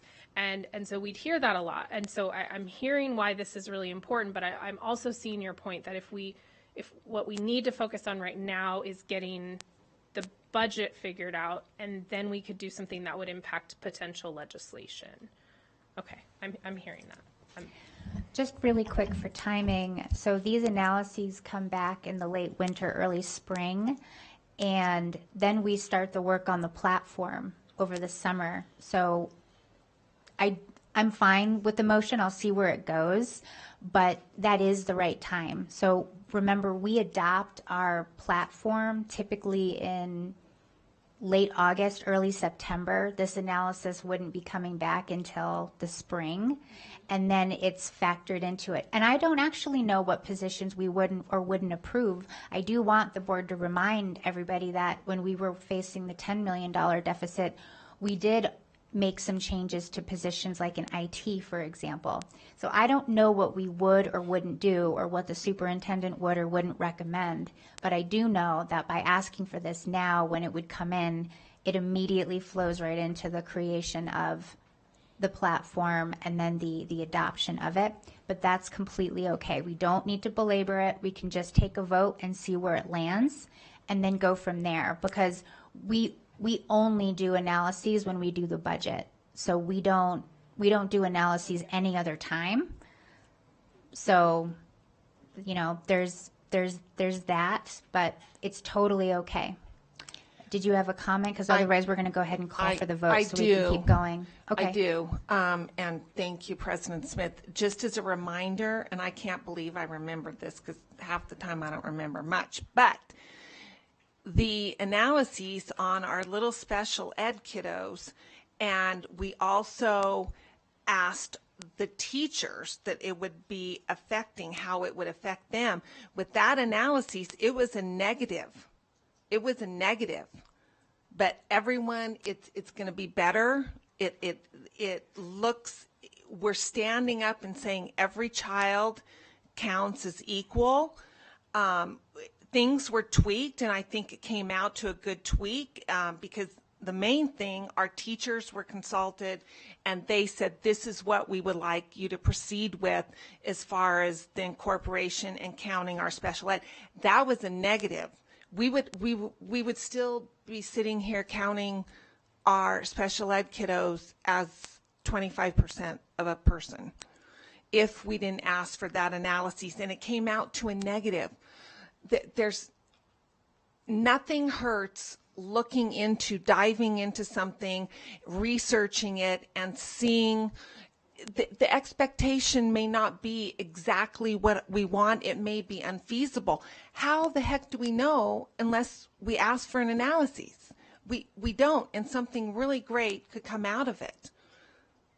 So that's all I'm saying. An analysis does not mean we're moving full steam ahead.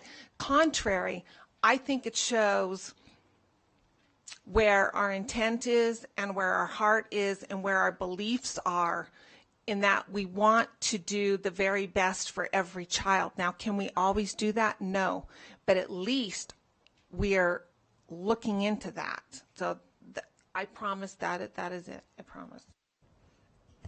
Thanks, Trustee Westlake. I appreciate it. We'll just see where it goes. But I do appreciate that. We use these analyses to also show what it is we're interested in.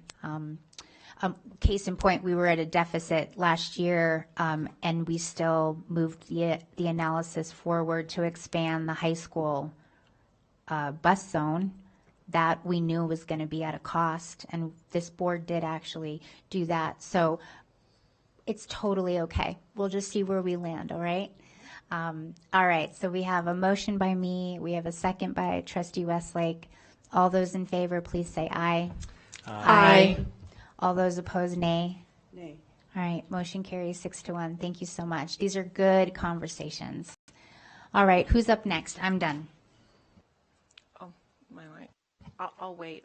I need to rest my vote. Trustee Phoenix? Alrighty, so, mine is on guest teacher pay, right? All right, so I'll just try to make it as easy as possible here. So I move that the Board of Trustees directs the superintendent to initiate an analysis on guest teacher pay that includes the geographic-based incentive for school staff that are hard to fill in the district. Bottom line up front, just seeing where we can try to find a win over there. That's it. Go ahead. Second, Madam President. All right, we have a motion by Trustee Phoenix. We have a second by Clerk Woodley. I'm going to give J.J. Batchelder a moment to write that down. Does everyone feel clear on that motion, or would like okay, we're good. So seeing no lights on, all those in favor, please say aye. Aye. Aye. All those opposed, nay. All right, motion carries 7-0. Thank you so much. Anyone else that wants to formalize their analysis? Oh, Trustee Phoenix, yeah, go ahead. Yeah, it's better if we all do it together. And based off Joe's comment about the comprehensive look at what you do at the administrative level, looking at the early childhood as well as strategy, I'm good with that. As long as you're taking a good look at that, I'm fine. Okay, I'm going to try and word this. I move that the superintendent directs staff to analyze where we could be making gains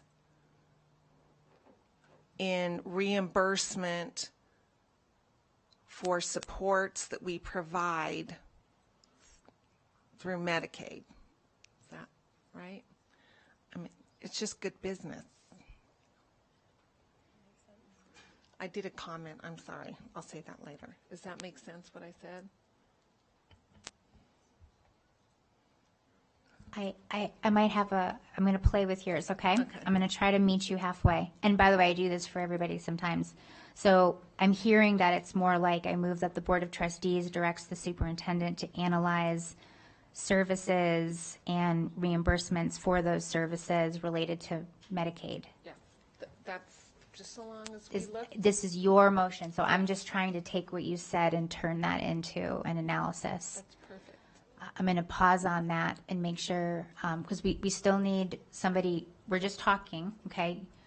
So JJ might be able to say it again, because we still need you to make the motion and then to see if we have a second, but I think that's what I've heard, to just focus it exclusively on services and the reimbursement of those services for Medicaid.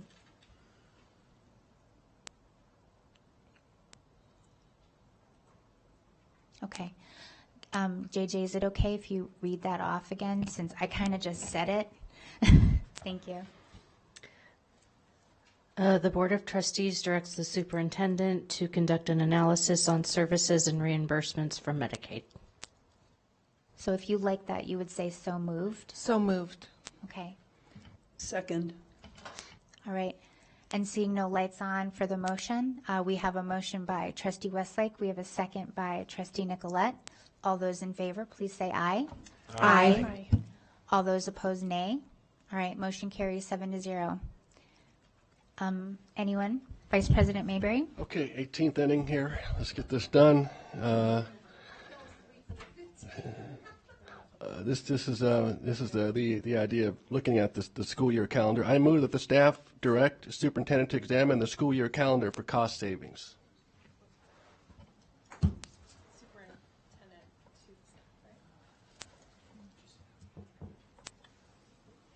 I moved to direct the superintendent to examine the school year calendar for cost savings. Okay, thank you.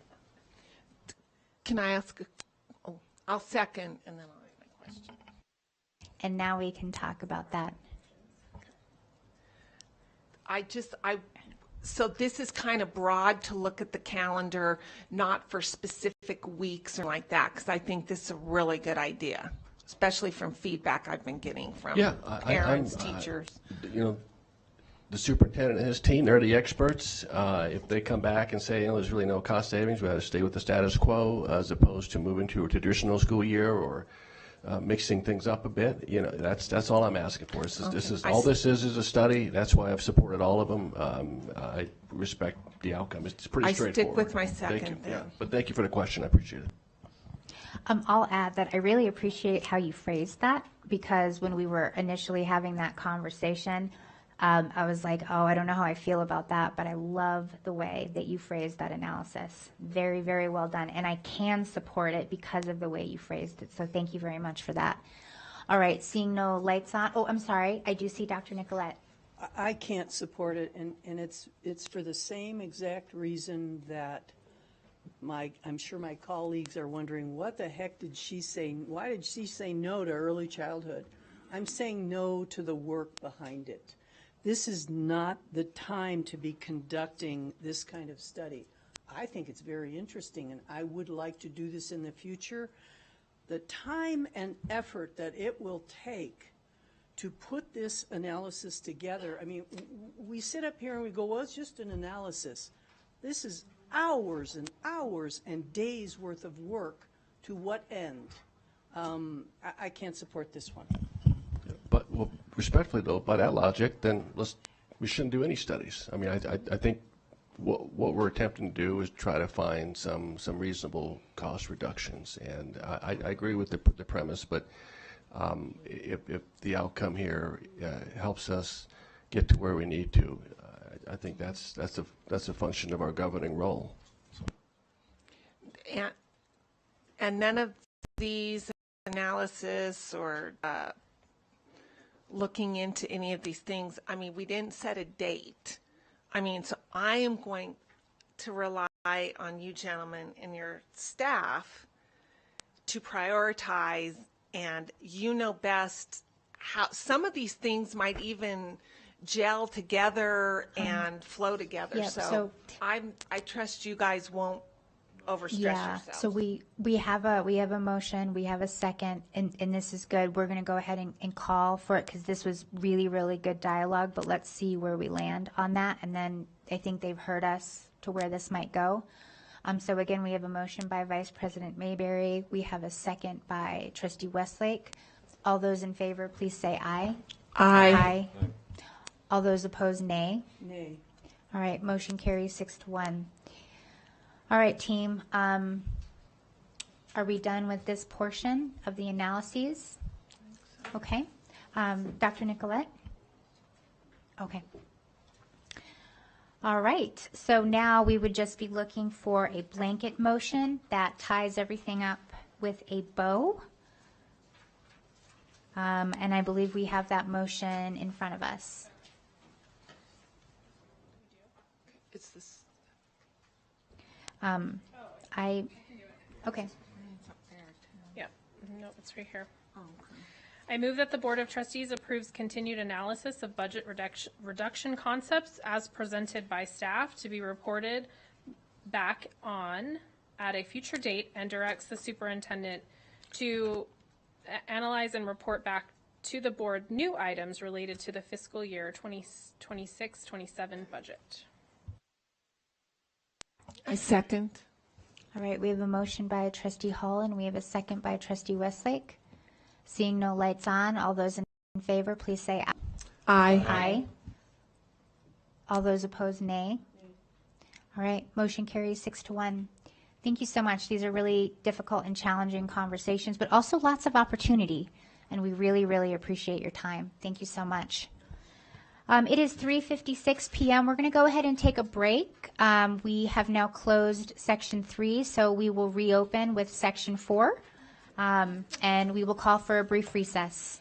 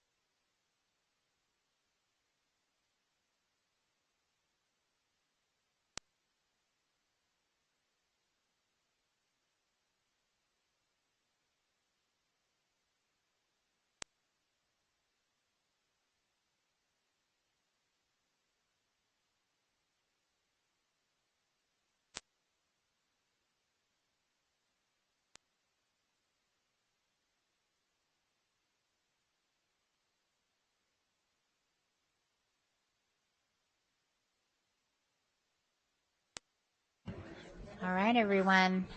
Gonna bring everybody back here. Trustee.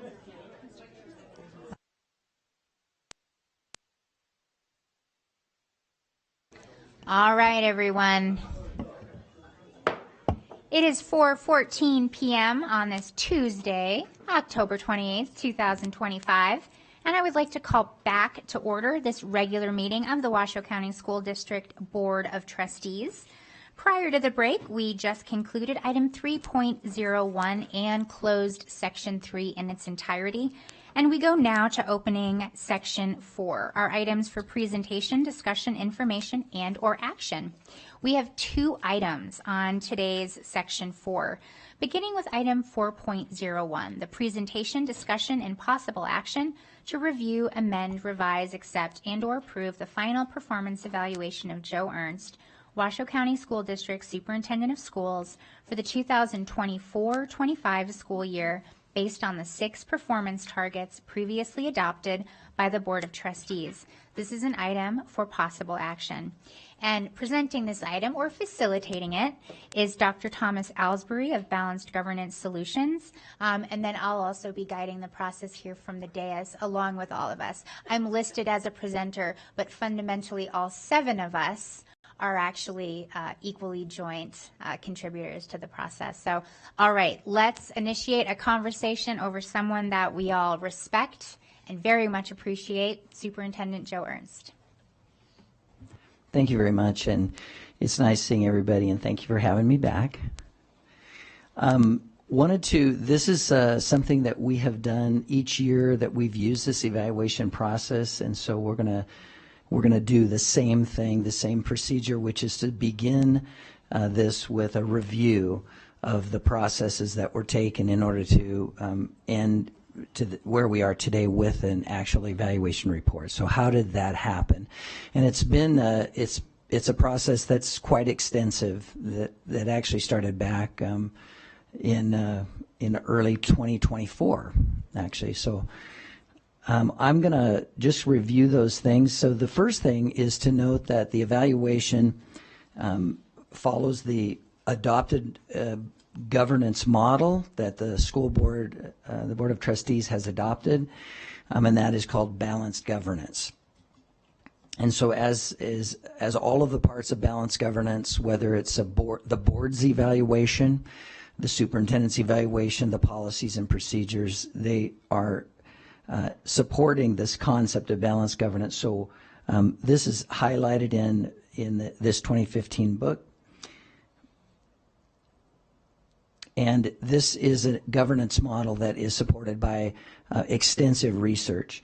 Most recently, additional studies in 2024, statewide studies, and support it. And then there's been a very recent, just to update the board, I've shared this with you guys, but there's a major research effort underway right now on a major grant, and they are conducting a nationwide study of governance models, and they've contacted me, and they've selected 2 governance models to study, to focus in on that they believe are the 2 most used, and one of them happens to be balanced governance. So that was interesting.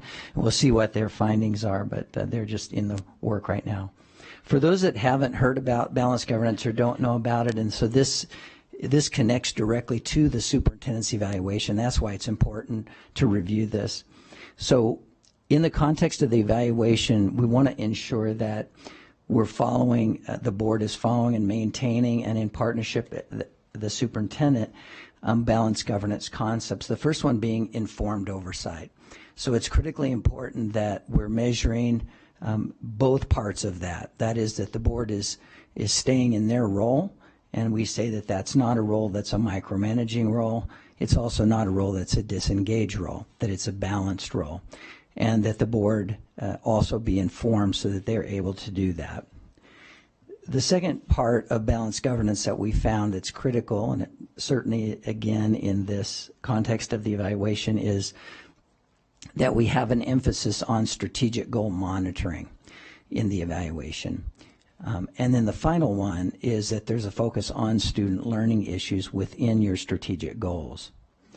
Now, there are a few superintendent evaluation procedures or approaches in the U.S. that are kind of popularized, and these three are unique to the balanced governance evaluation process.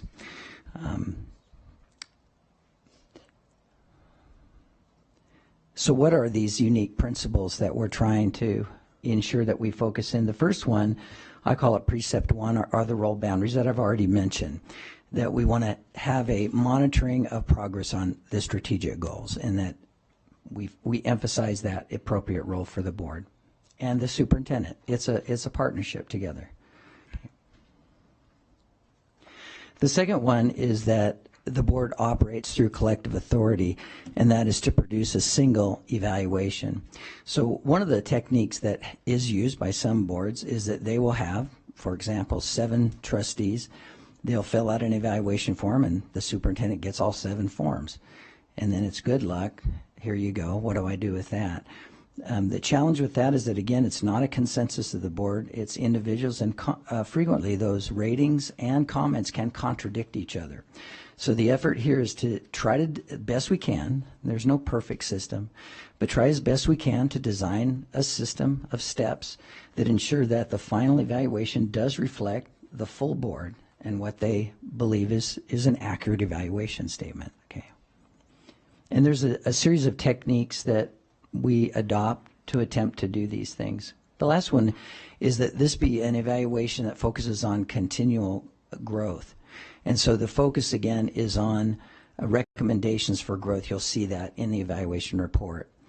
Again, just in comparison, I don't want to spend much time on this, but it is true that other evaluation approaches, they don't do this. So comments that are made, board members will kind of editorialize on their opinions, their feelings about, say, the superintendent.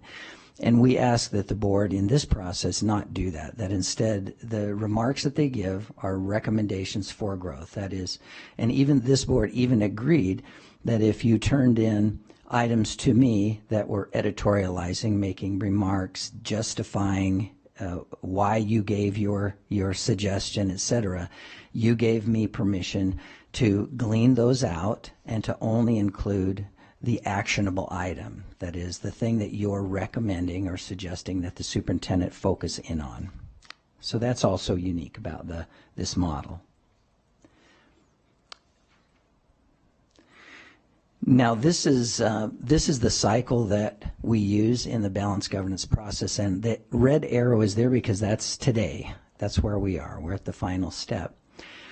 But I want to take just a few minutes because it's critical to emphasize the other steps. The first step would be the next one past the arrow, which is the adoption of processes and criteria. And so early on, the board reviewed, I provided steps, sample documents of all of the pieces of this evaluation, including the rubrics, a sample of rubrics that are used, a sample of this actual report that you see before you today, samples of the strategic goals, and that's all provided. And we had actually several, and I have some dates on the slides that you'll see in a moment, where we reviewed those things. There was opportunity to discuss and potentially revise any steps that any of the board members or the superintendent felt uncomfortable with. I think it's also critically important to note tonight that that step, adoption of processes and criteria for evaluation, is an annual step. So again, the process, we're after a goal, a set of goals, but the procedures that we use in those goals, it's always open to tweak, to say, can we do this better? Can we make the process work more effectively? And so every year we revisit that. As long as you are working with the balanced governance approach, we will revisit that, and there's potential for revision and change there, potentially. The next one, also critically important, and we did this really early on. This is decisions on focus goals and performance indicators, goals and targets, as you see. Initially, I asked the superintendent, just so you understand the process, to provide a list of those goals and targets. Those are primarily taken directly from your strategic goal document. And so that was provided by Superintendent Ernst, and then I passed that to him and asked him to highlight a number of the goals and targets that he believed were the most important for him to focus in on for the 2024-2025 evaluation year. And there were about 12, if I'm remembering. That was in 2024, so it's been a little while, okay? And so there are quite a few more goals that the district has in their strategic packet, but this is to help to narrow that down to the things that are most important and are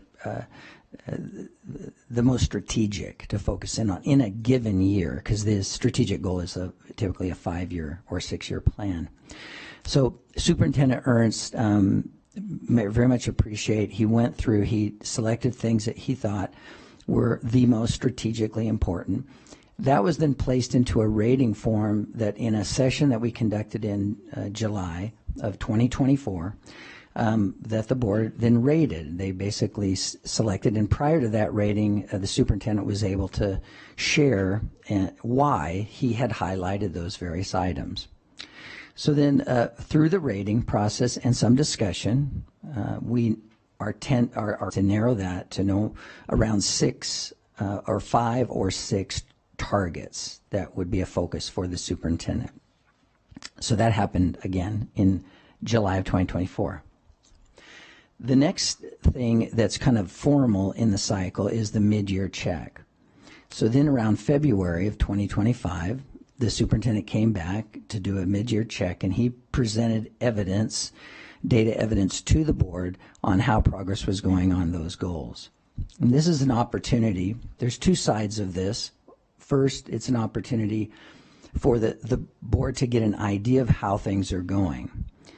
This allows them that if they have a concern at that time, they can make that known to the superintendent, maybe an area that they are saying, let's focus a little bit more on this area or that area.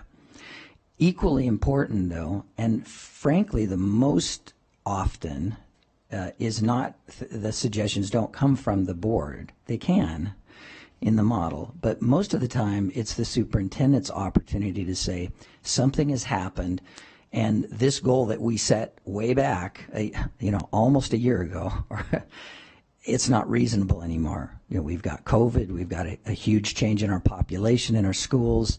We have a downturn in our finances, as you're facing right now. And that's a legitimate reason for a superintendent to say the goals that we set, may not be reasonable at this time. Can we modify those? And of course, the board would have to agree to that. But that's the opportunity on both sides. The final one is an evaluation summation process, and there are multiple steps to this final process, which culminates in the evaluation report that we're presenting today. So these are the dates that I've just gone through with you, so I won't read through this slide, but you can notice the dates, as I mentioned, each of these things took place. Okay. So in the evaluation, as I mentioned, we want to shoot for 5 or 6 strategic goal targets for the year and limit that. Recommendations for growth also to be between 6 and 8. Now this is really important, because if you just think about it for a sec, do the math. If in 6 goals, and the superintendent had 6 goals to focus on this time, that if the trustees, if each trustee, there's 7 of you, gave only 1 suggestion for growth on each of those, well, that's 42 recommendations for growth, just with 1 recommendation from each of you. And that's too many.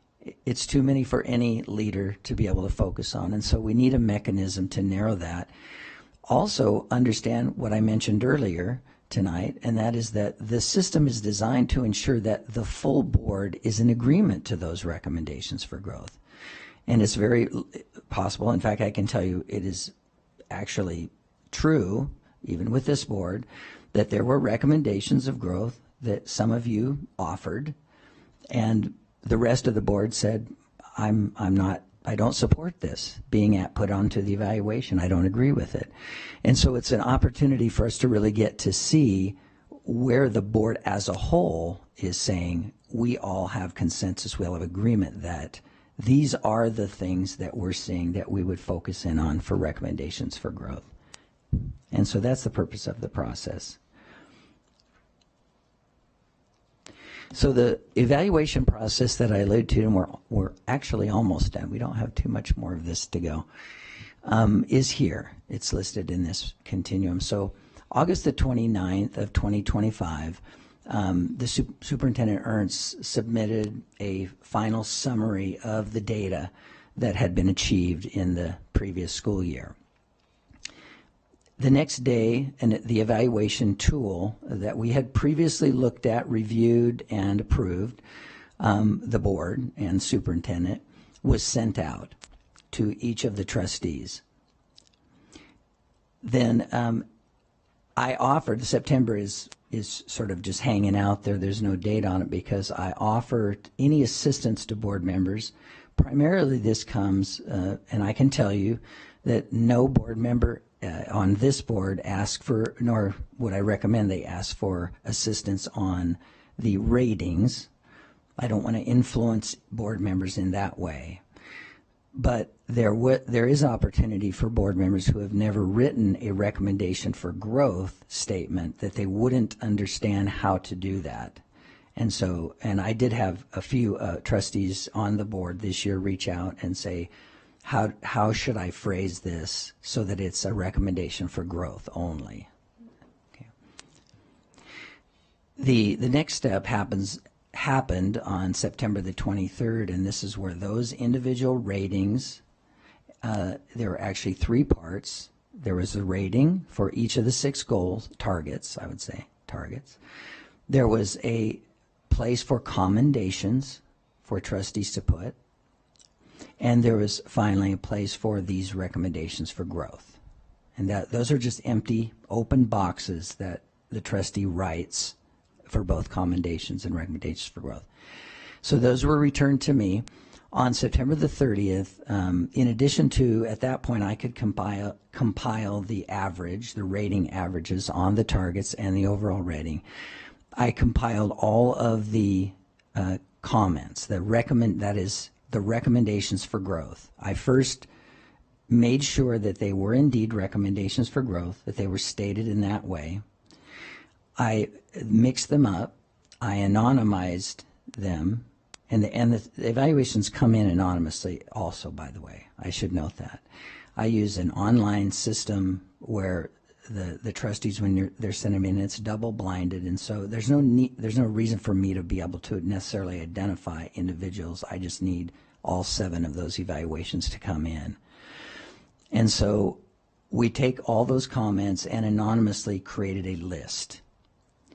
Now in this case, there were a list of 60 recommendations for growth. Now again, I know that sounds like a lot. It's not a lot. It's not a lot of recommendations for growth. It's normal. Remember, 1 comment, we're at 42 already. So it's a normal number, okay? But it's an overwhelming number. No administrator would want to get that. And so those anonymous recommendations for growth went back out to the trustees individually and by themselves, independently. They then rated which of those did they feel strongly should be included in the final evaluation, understanding that we had a target of between 6 and 8 recommendations. Those ratings came back. I did the calculations, and the basic idea here is that we try to parse out the recommendations for growth that receive a rating of agree or higher. Okay. And so if a recommendation for growth is coming in with a rating that's at neutral, disagree, or strongly disagree, then the board as a group is saying those shouldn't be included in the final evaluation. So only take those where there's a consensus. As it turned out, there were 6, exactly 6. By the way, congratulations to the superintendent. This is a very low number. Okay. Typically, we get more than that. In previous years, we've had 11. We've had many more recommendations than that. So this recommendation of 6 is a fairly low number. Okay, so that's good.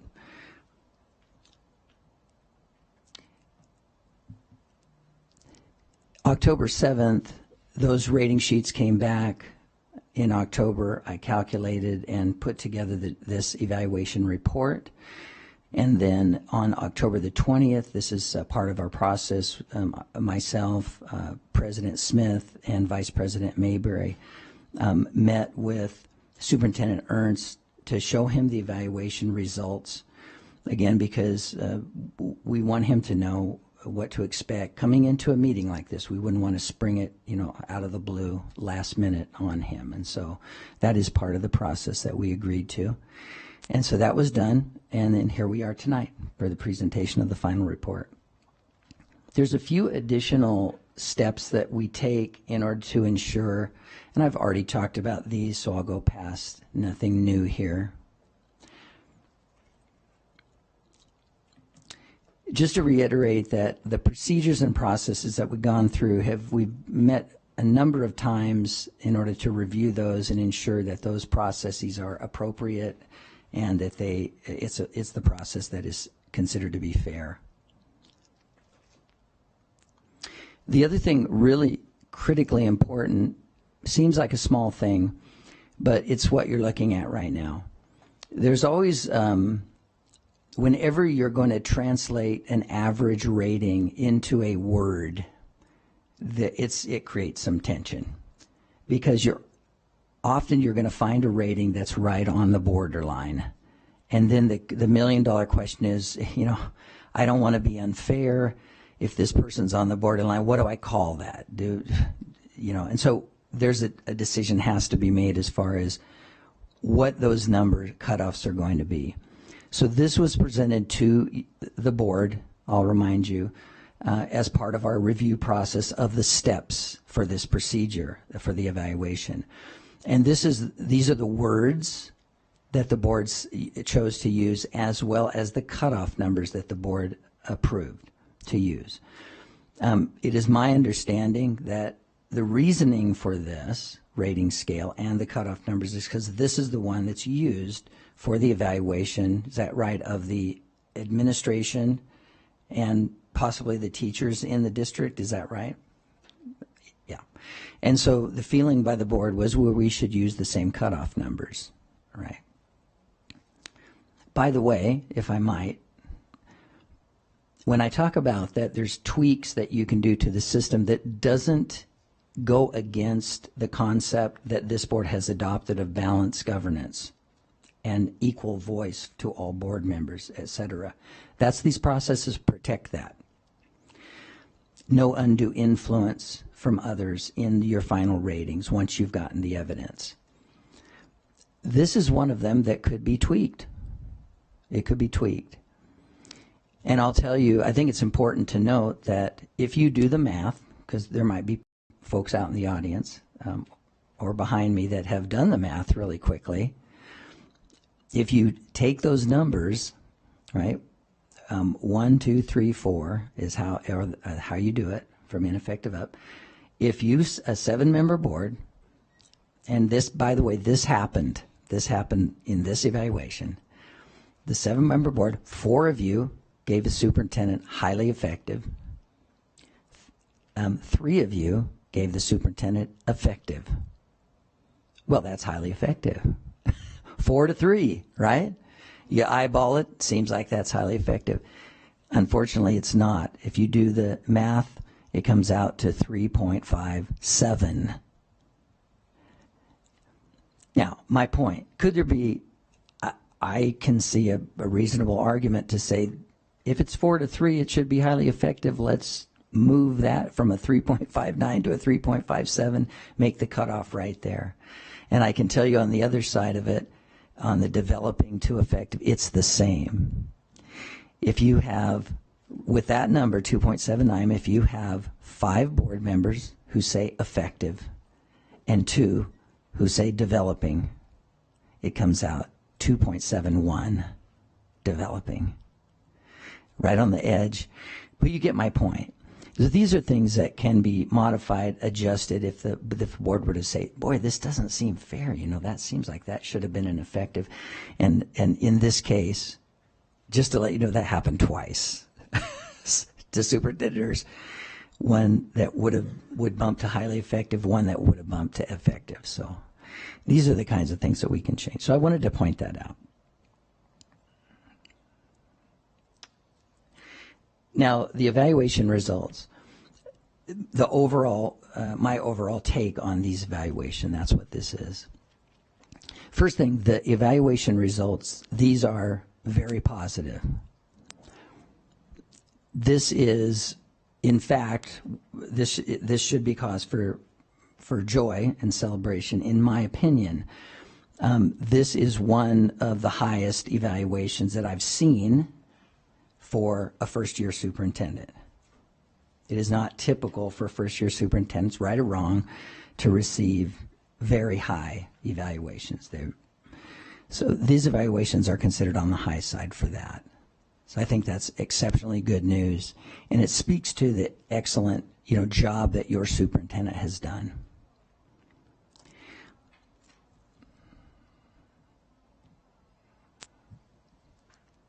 The other thing that we check in on, and I think this might be the last slide, is you always want, and I always do, when you look at these ratings, you want to check in on whether this is what I call an accurate average or if it is a tainted average. Now, I'm also a professor of statistics, and I can tell you that if a few board members gave very high ratings to the superintendent and a few board members gave very low ratings to the superintendent, the average would come out right about in the middle, right around the effective rating for overall. And I would say that is not an accurate representation of that superintendent's performance if that happened.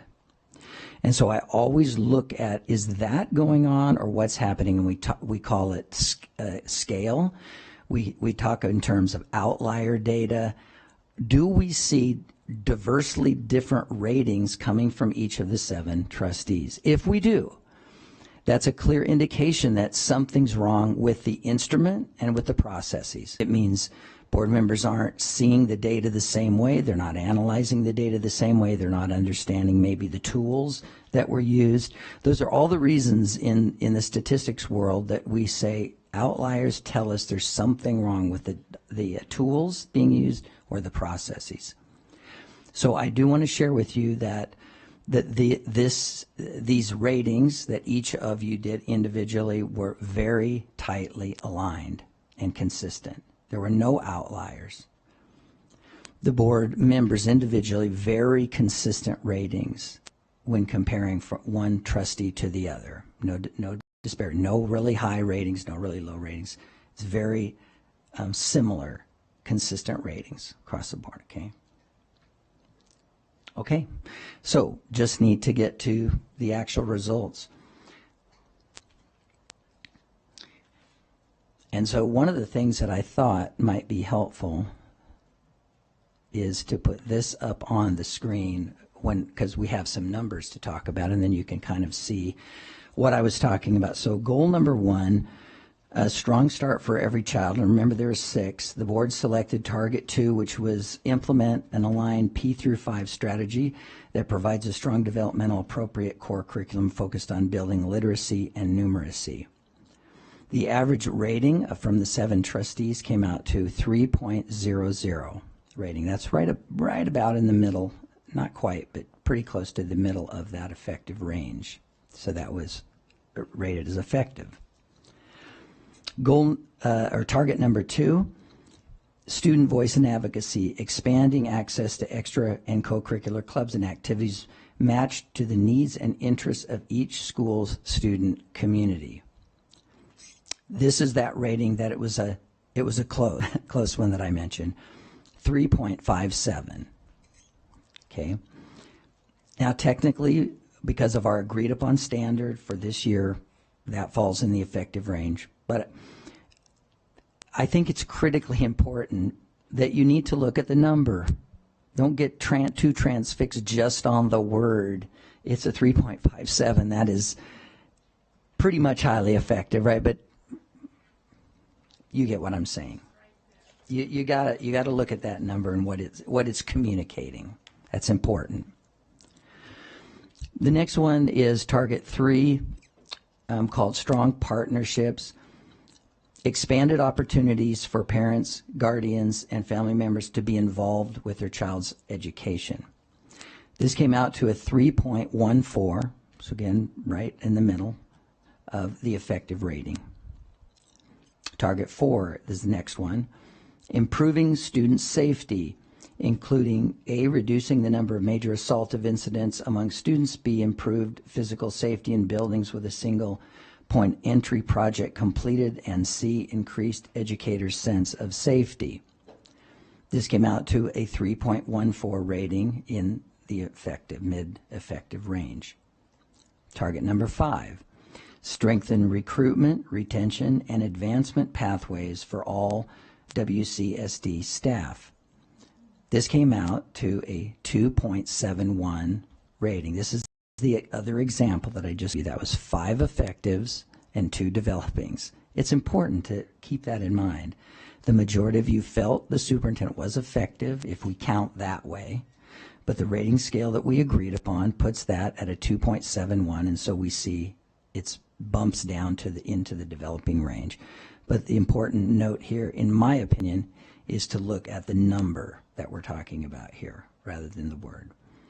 Target number 6, increase participation, access, and success for all students to advanced coursework, dual credit, and CTE classes. This came out at a 3.14 rating, which is in the middle of the effective range. Overall, if you average all 6 of those goals together, the overall rating came out to 3.12, which is in the effective range. The next part of the report is a list of the commendations that were provided by the trustees. And there were 36 accommodations provided.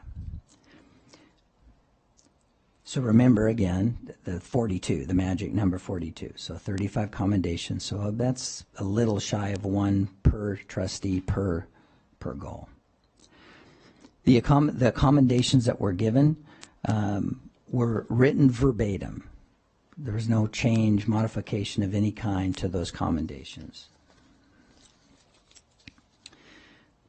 The last page of the evaluation are the list of recommendations for growth.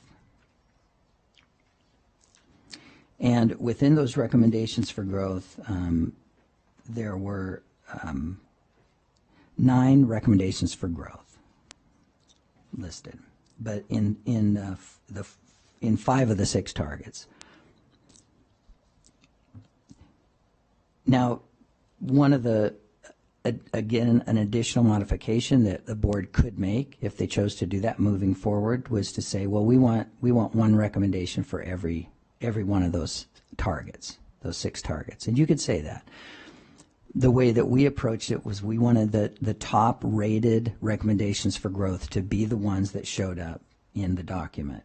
And as it turns out, when we scale that from 60 to these, it didn't include one of there were recommendations for growth in target number 2, but it didn't make the cut as far as the rating as being critically important.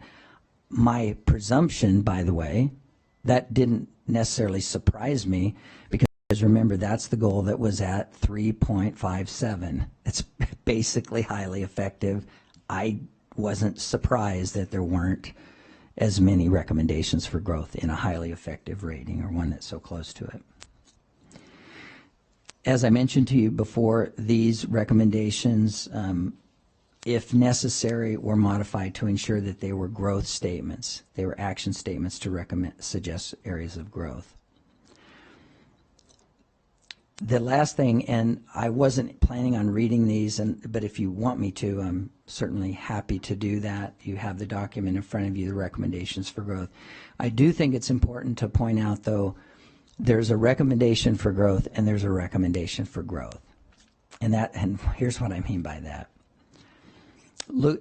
I think it's important to look at the terminology that's used. So many of these say the superintendent should continue to.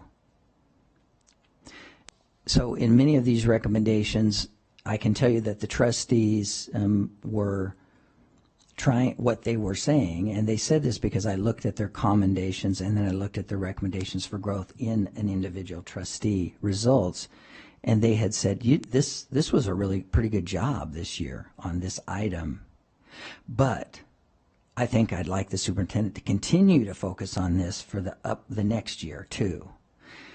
Doesn't mean there was a bad job in my mind. What it means is this is a really critical issue in our district, and it's not a one-year thing. We want you to keep focusing on this for the next year. So I would direct the board to and the superintendent to look really carefully at the terminology of the many of those recommendations. That's how they were phrased.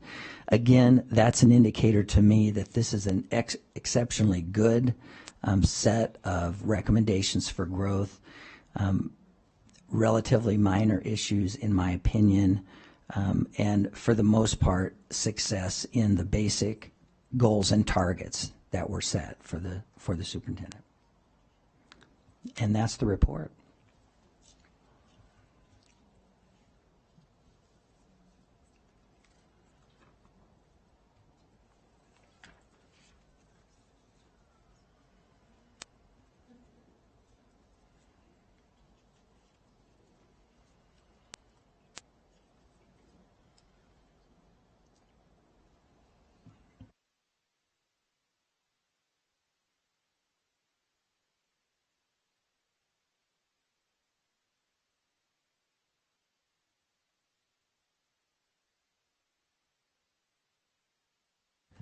Right, thank you so much, Dr. Ellsbury.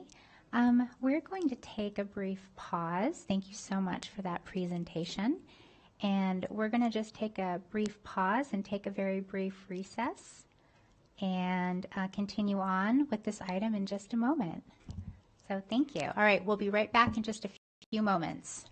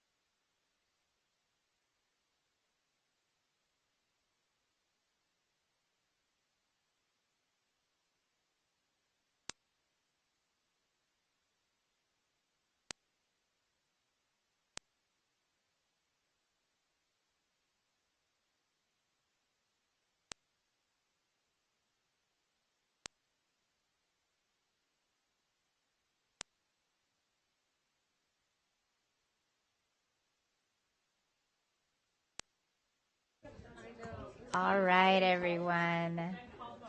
Okay, ready?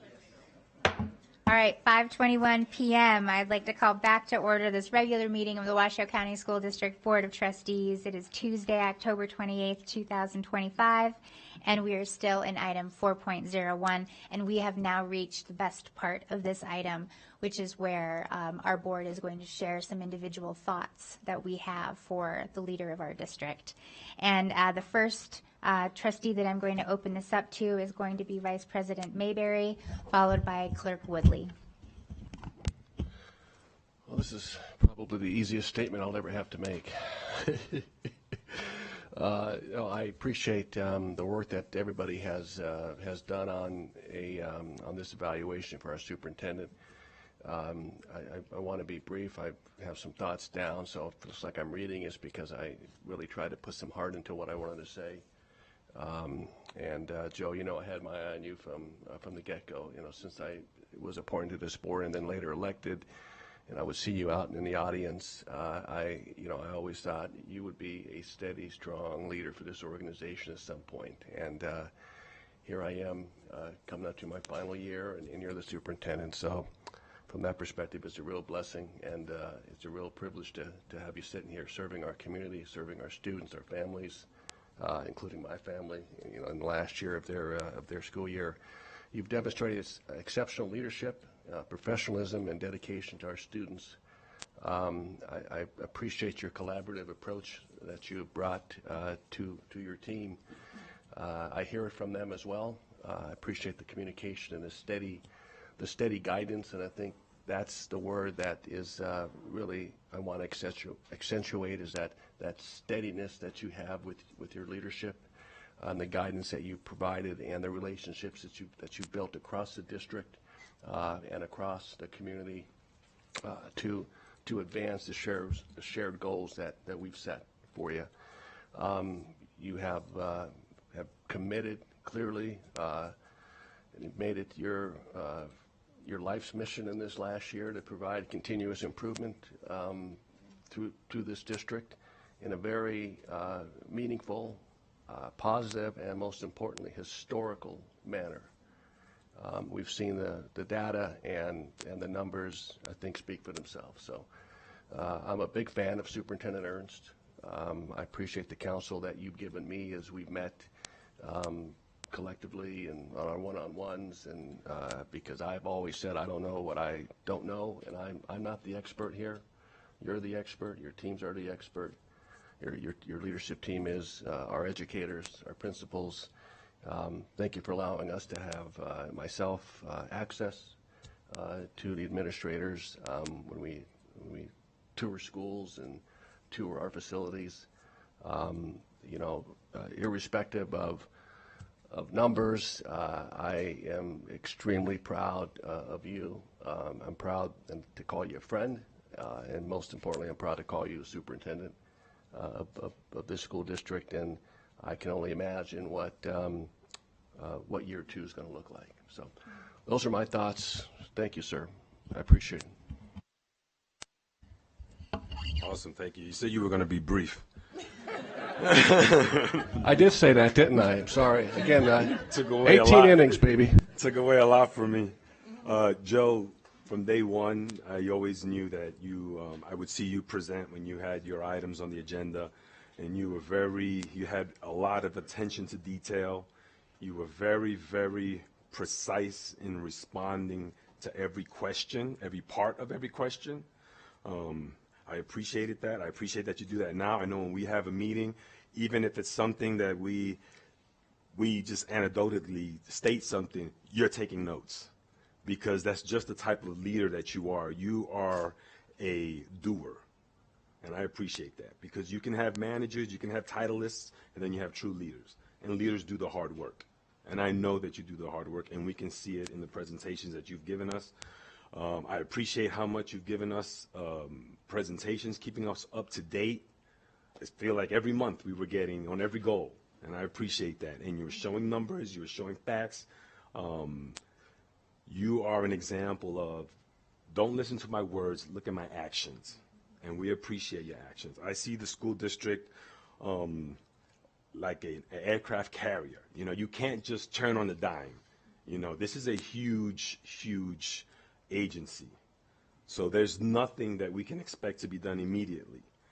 But the numbers that you have provided, the increases that you've done, the improvements that you've made, the ability to give your staff, your leadership staff, the autonomy to work with their individual principals, and the autonomy that I've seen the principals have, because they're all marching in the same direction, but they're all doing it in their own way. You know, chronic absenteeism is a perfect example. I visit many schools, and they're all addressing it, not in the exact same way, all completely different ideas, thinking out of the box. And I know that that comes from your leadership. And I really deeply appreciate that. And we know that you are doing an amazing job, and I'm so happy that we have you. You are the perfect example of a true leader, and I just want you to know that I appreciate it from my soul. Thank you. One of my favorite memories from my first years on the board was the day that we voted unanimously to hire you. And not just because not a lot of unanimous decisions were made at that time, but there was a photo taken by the RGJ of you sitting right there and us all standing to clap for you. And I remember the smile on your face. And that is how you show up in your passion to our kids. You walked through that door, you came right through, you sat down here, and we gave you a standing ovation. And that positivity, that focus, that commitment, the day that you spoke to us emotionally, is the passion that you have brought every day to this work. And I am so very grateful every day that you are the leader, not just for my own 2 children in the system, but for all 60,000 kids that we have. Your successes over the past year are absolutely captured in so many of those commendations that we have. And there's also so many. So let's not remember, we had 6 goals, but he knocked it out of the park in so many different areas. One for me that I do want to take a moment for is the remarkable work done in the 2025 legislative session. For the Washoe County School District to be the trusted subject matter experts to either ensure good legislation is passed or not so good legislation gets fixed or doesn't happen is no small feat. And to be trusted by lawmakers and Legislative Council Bureau members across the board is really a sign of the talent of our team, making yourselves available, and the success that we achieved not just for Washoe County, but on behalf of the state of Nevada. And I'm very confident my other colleagues will have so many other things to share, but I want you to know that to earn the respect of all of our state level leaders in your first year is no small feat. And to know that all of the chiefs and the leaders of this district are the people they want on speed dial, no small feat. And the fact that we have grown to this point and that we have you as our leader guiding us is something that creates a tremendously foundational first year to look forward to many other years of your success and continuing to grow with that. So thank you so much. And now I will open it up. Dr. Nicolette. Yes, thank you. Super Joe, that's how I like to refer to him. Now it's out.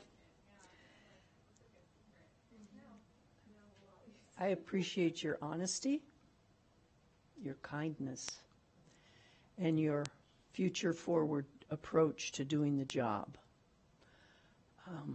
I love that you love students, each and every one of them, and you wholeheartedly recognize that each and every employee who works in Washoe County School District plays a very important role and makes a difference every single day. I also appreciate that we walk together as stewards of the taxpayer dollars, That is a huge obligation. And I will just simply close up with, I really appreciate that you laugh at my mom jokes. Thank you for that.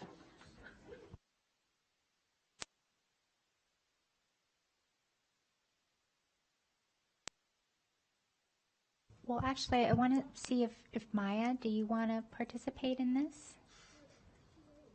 Because I don't want to exclude your voice from this. And you happen to be sitting right next to Dr. Dye. Mr. Ernst, I just want to say that on behalf of the students in the Washoe County School District, we are extremely grateful for all that you've done for us, and especially for the work that you've put into our student advisory councils, as you will be coming to one of our meetings in a few days here. I've seen over the past couple of years that the student advisory councils have grown and grown, especially after you became superintendent, and I'm super grateful for all of the work that you've put into it.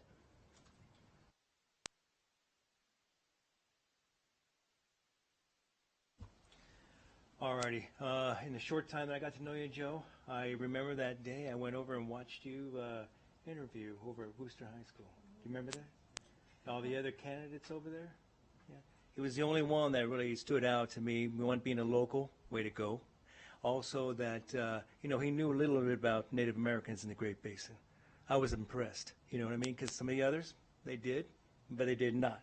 So I was very impressed with that, and that always stood with me. And then the one thing that I'll like to share is that not only the good words about Joe, it doesn't come from just from me and from the trustees. I listen to all of you, and all of you have good things to say. So it's not just us trustees. It's what the people are saying, good things about you, doing good stuff, So continue to march, Jersey Joe is my word for you. Always hustling, always trying to find a way to win. The reason why I say that is because being a chairman of a tribe isn't easy, and I'm not a superintendent, but I can imagine what goes in every single day, the day-to-day grind, and the decisions that have to be made, and you still had a good rating. Thank you very much, Joe. All right. I have worn a lot of hats in this district. I've been a student, I've been a teacher, and I've been a parent, and I've been a volunteer. And so I've been through a lot of superintendents. And I remember I may not have been on the board when you went through the interview process, but I was rooting for you because I knew your passion for our kids and our teachers is so inherently part of your nature and everything that you do. And so a couple of things, I also took some notes like Vice President Mayberry, so I didn't forget what I wanted to make sure I say. A couple of things that I have observed in this role is the consistent excitement that our students have expressed for being at school and being excited about the extracurriculars and the student clubs that you have done such a great job of ensuring that all of your principals have access to. Your responsiveness to our families.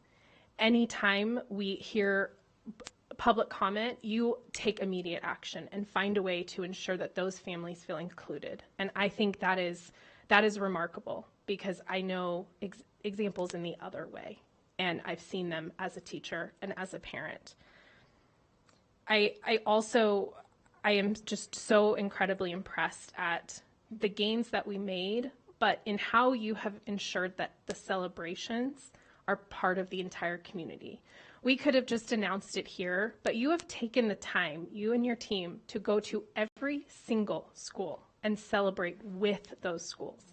That is no small feat, and that is something to be celebrated and shared and encouraged that we continue to celebrate with those schools. So I love getting to chat educator to educator with you. I learn new things every day, every single time we chat. And I cannot wait to see what this year brings for this school district because I believe we are being led by an exceptional leader. So thank you for, I know this is a huge time commitment. I also want to say, I know that this is like just a really, like nobody wants to be evaluated publicly. This is really hard. And you, again, show exceptional leadership. and grace. And so I just commend you for that. Thank you.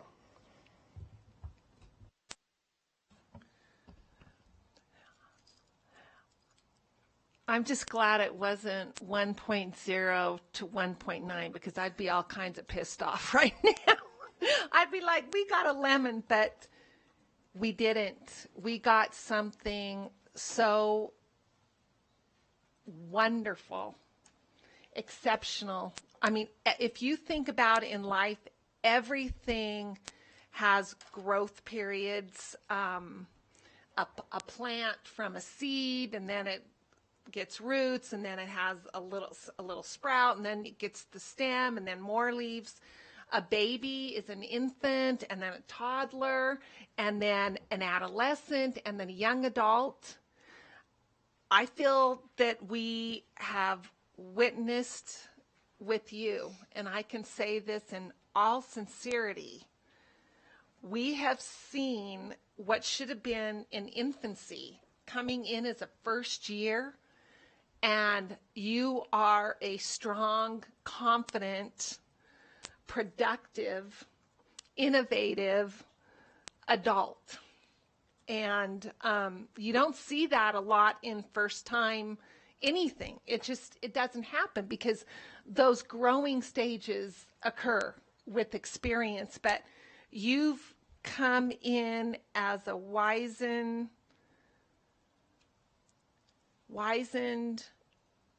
aged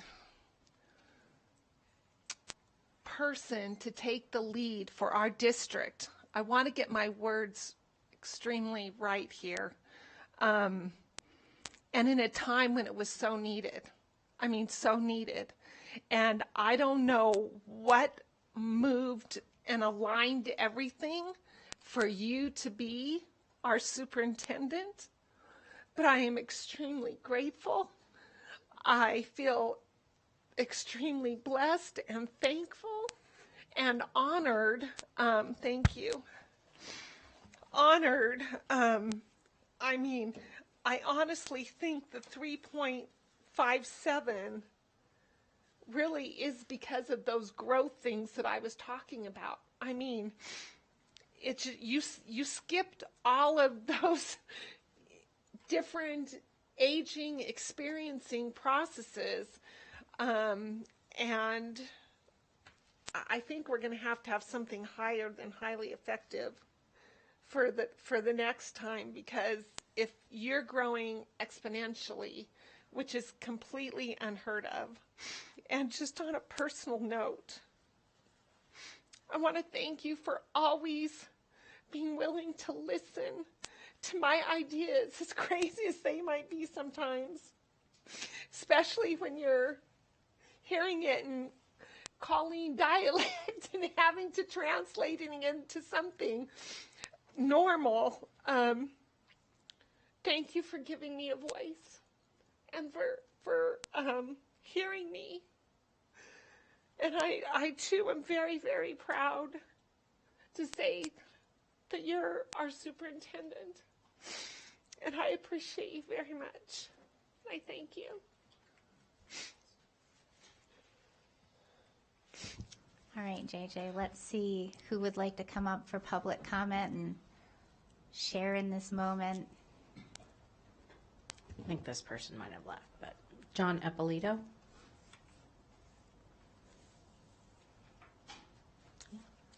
Katie Simon Holland. Oh, welcome. Former board president and valued community member, Katie Simon Holland, welcome. Thank you, President Smith. I am Katie Simon Holland for the record, and I'm speaking today on behalf of myself and Mike Kazmierski of Strengthen Our Community as a community partner with the district. We want to commend Superintendent Ernst on a truly outstanding year. The documented achievements, such as historic gains in proficiency in math and English language arts, the expansion of the CTE programs and clubs and activities, the increases in family home visits, the expanded professional development opportunities, particularly in the science of reading, the completion of single point of entry, and so many more achievements are truly extraordinary and show strategic leadership as well as an engaged, energized, and enthusiastic staff team.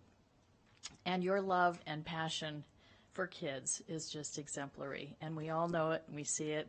And I love the stories you tell about when you were principal at Anderson, and that connection you've had with those families. So Joe, a grateful community celebrates and congratulates you and your team on truly exceptional work, and we look forward to continued partnership and progress with you. Thank you. Thank you so much, former Board President Simon Holland. That's all we have for this item. All right, so we'll bring it back here. We do have a motion, but before we get to that motion, we're going to allow a moment for Superintendent Ernst to address the board and the public. Thank you, President Smith. Thank you, trustees. You know, it's a humbling position to be superintendent, and I appreciate your comments, but I will say I appreciate the attribution to leadership, but I would say that it's this team, it's us together that is making the progress. And the team that I have out there, the leadership team, there's nothing that we've asked of them that they have not leaned into and given everything. I try to tell them as often as I possibly can how grateful I am for each of them. We have challenges, but the way that we're working together collectively is something I'm really proud of. We engage each other. We try to find best solutions. We think together. And from our leadership team to our principals, to our teachers, to our bus drivers, to nutrition services, to everybody in our organization, it's really just a team effort. And so I'm very humbled and say thank you for the kind regards and the comments that have been made. But I will tell you, it's people like we have with our leadership team through our whole organization. It permeates through our organization. I remember coming in and saying, we've got the people.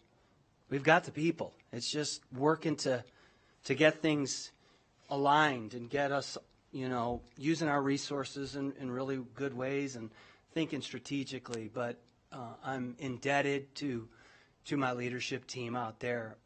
They have done more than I ever could ask. And just really our school district, our community partners, the willingness, the ideas to think together, the philanthropy, the giving to our school district. You know, I had a chance to do an interview recently, and really the thrust of it was our schools are not failing. Our district is not failing. Our district is thriving. And it's thriving because of collective leadership, not an individual, because of collective leadership. So, you know, I really appreciate the nice regards. I appreciate the explanations. They've helped me a little bit understand some things, and so I appreciate that, Dr. Alsbury, and the time you took to put a little bit more context around what was shared. I'm just proud of our accomplishments that we've accomplished together, and grateful for all of you.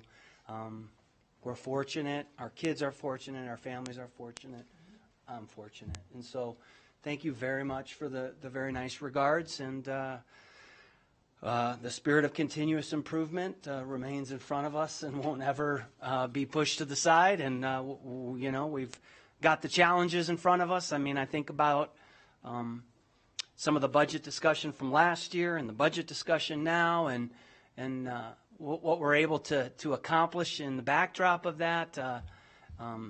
That's just a lot of effort, a lot of commitment, a lot of professionalism, a lot of dedication from people in our system. So thank you very much for the nice the nice regards that you've shared.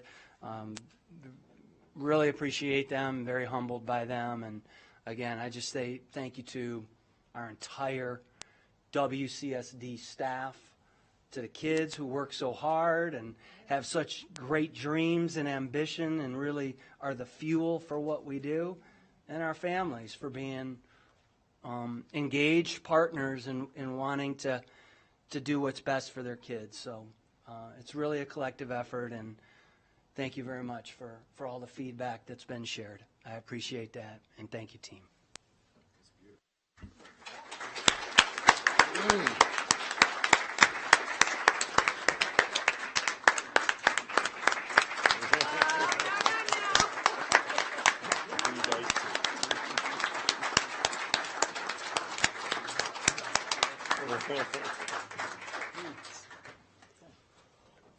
Awesome. With that, Madam, if I may, I'd like to make a motion. I move that the Board of Trustees accept the final performance evaluation for Superintendent Joe Ernst for the 2024-25 school year. And I'll second. Second. I'm going to give it to the Vice President. We have a motion by Clerk Woodley. We have a second by Vice President Mayberry.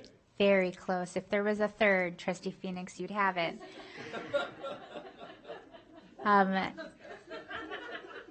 Seeing no lights on, but a lot of smiles. All those in favor, please say aye. Aye. Aye. All those opposed? All right, motion carries 7-0. Please join me one more time in recognizing Superintendent Joe Ernst.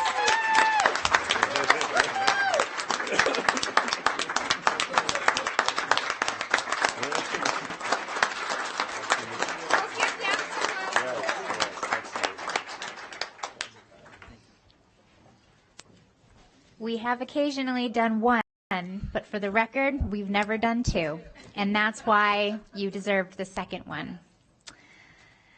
All right, team, that closes item 4.01, and we move on now to item 4.02. This is the presentation, discussion, and possible action to approve the recommendation of the Zoning Advisory Committee to modify the enrollment boundaries of the following schools as a result of the modernization and expansion at Bernice Matthews Elementary School, effective beginning the 2027-28 school year.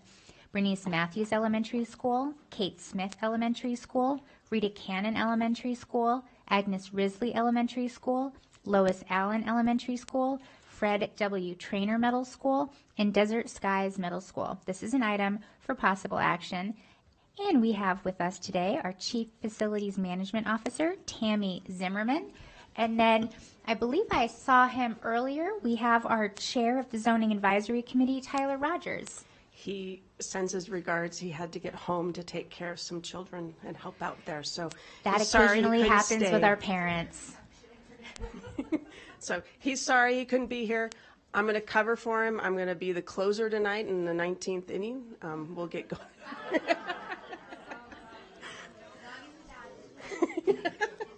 All right.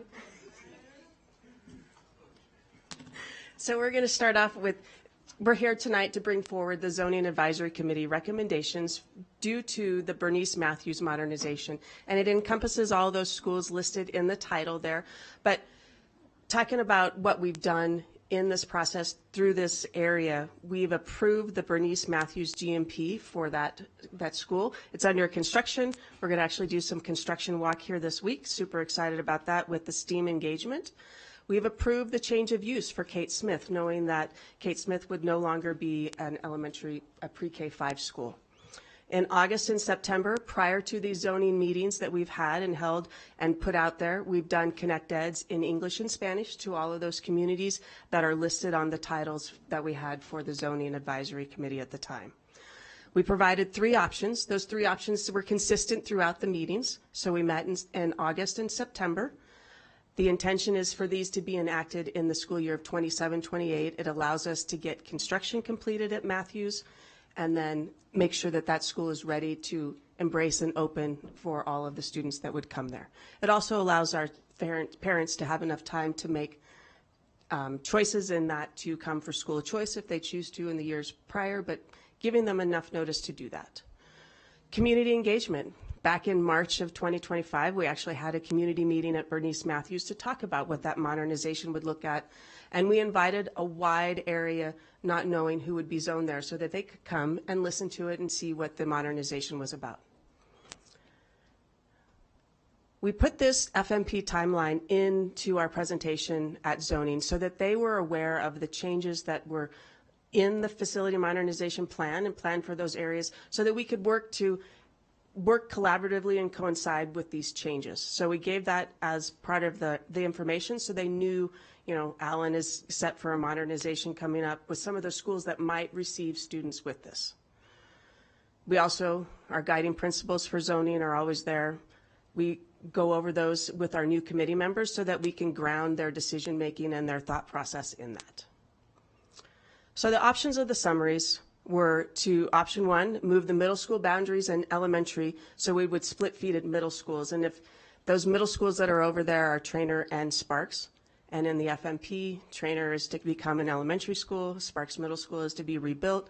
So thinking in that context of should we do this and should that be part of their options to look at. 1A was not to move any of the middle school or high school boundaries, to leave them as they are so that they can continue in those verticals, thinking about those future changes in the FMP. And then 1B was to move high school and middle school boundaries to match the elementary, which could disrupt them for a couple years, knowing what was going to be coming in the future for the modernization. And so the zoning advisory committee landed with a recommendation for option 1A, which is no change to the high school and middle school boundaries. So if you were zoned for Kate Smith, you would be going to Matthews and then still going to Sparks Middle School and Sparks High School, which is the trajectory that they had into the vertical alignment previously. So it doesn't disrupt them. That was a big discussion and a big reason why they chose this option is because knowing what's coming, we would interrupt them once. So the changes, there's no changes to middle school and high school boundaries with the exception of North Matthews, which is the blue zone that you see there.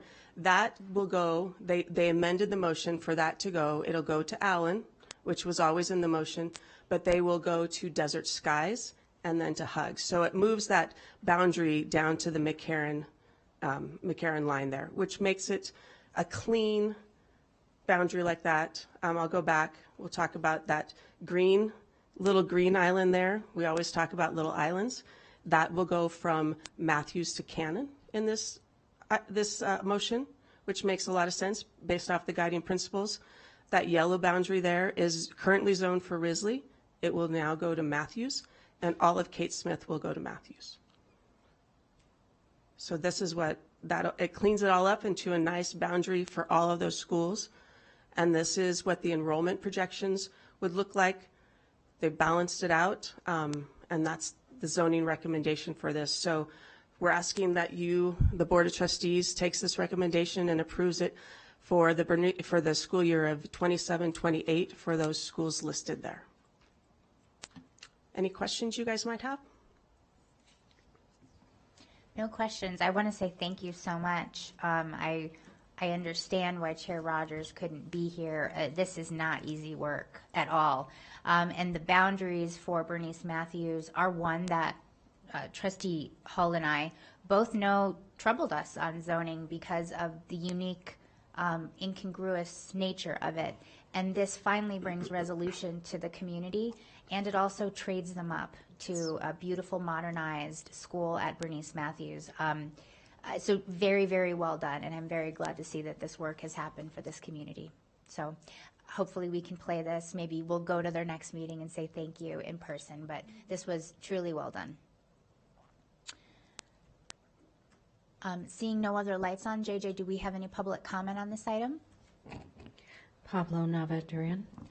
Welcome, Mr. Navaduran. Hello, my name is Pablo Navaduran. I know I was over there for Trainer in Spark Middle School, so I do know about this area. So first of all, I want to say thank you to Tammy Zimmer and Tyler Roger, who's not here, decided to go home, have an emergency, hit his mom, his parents.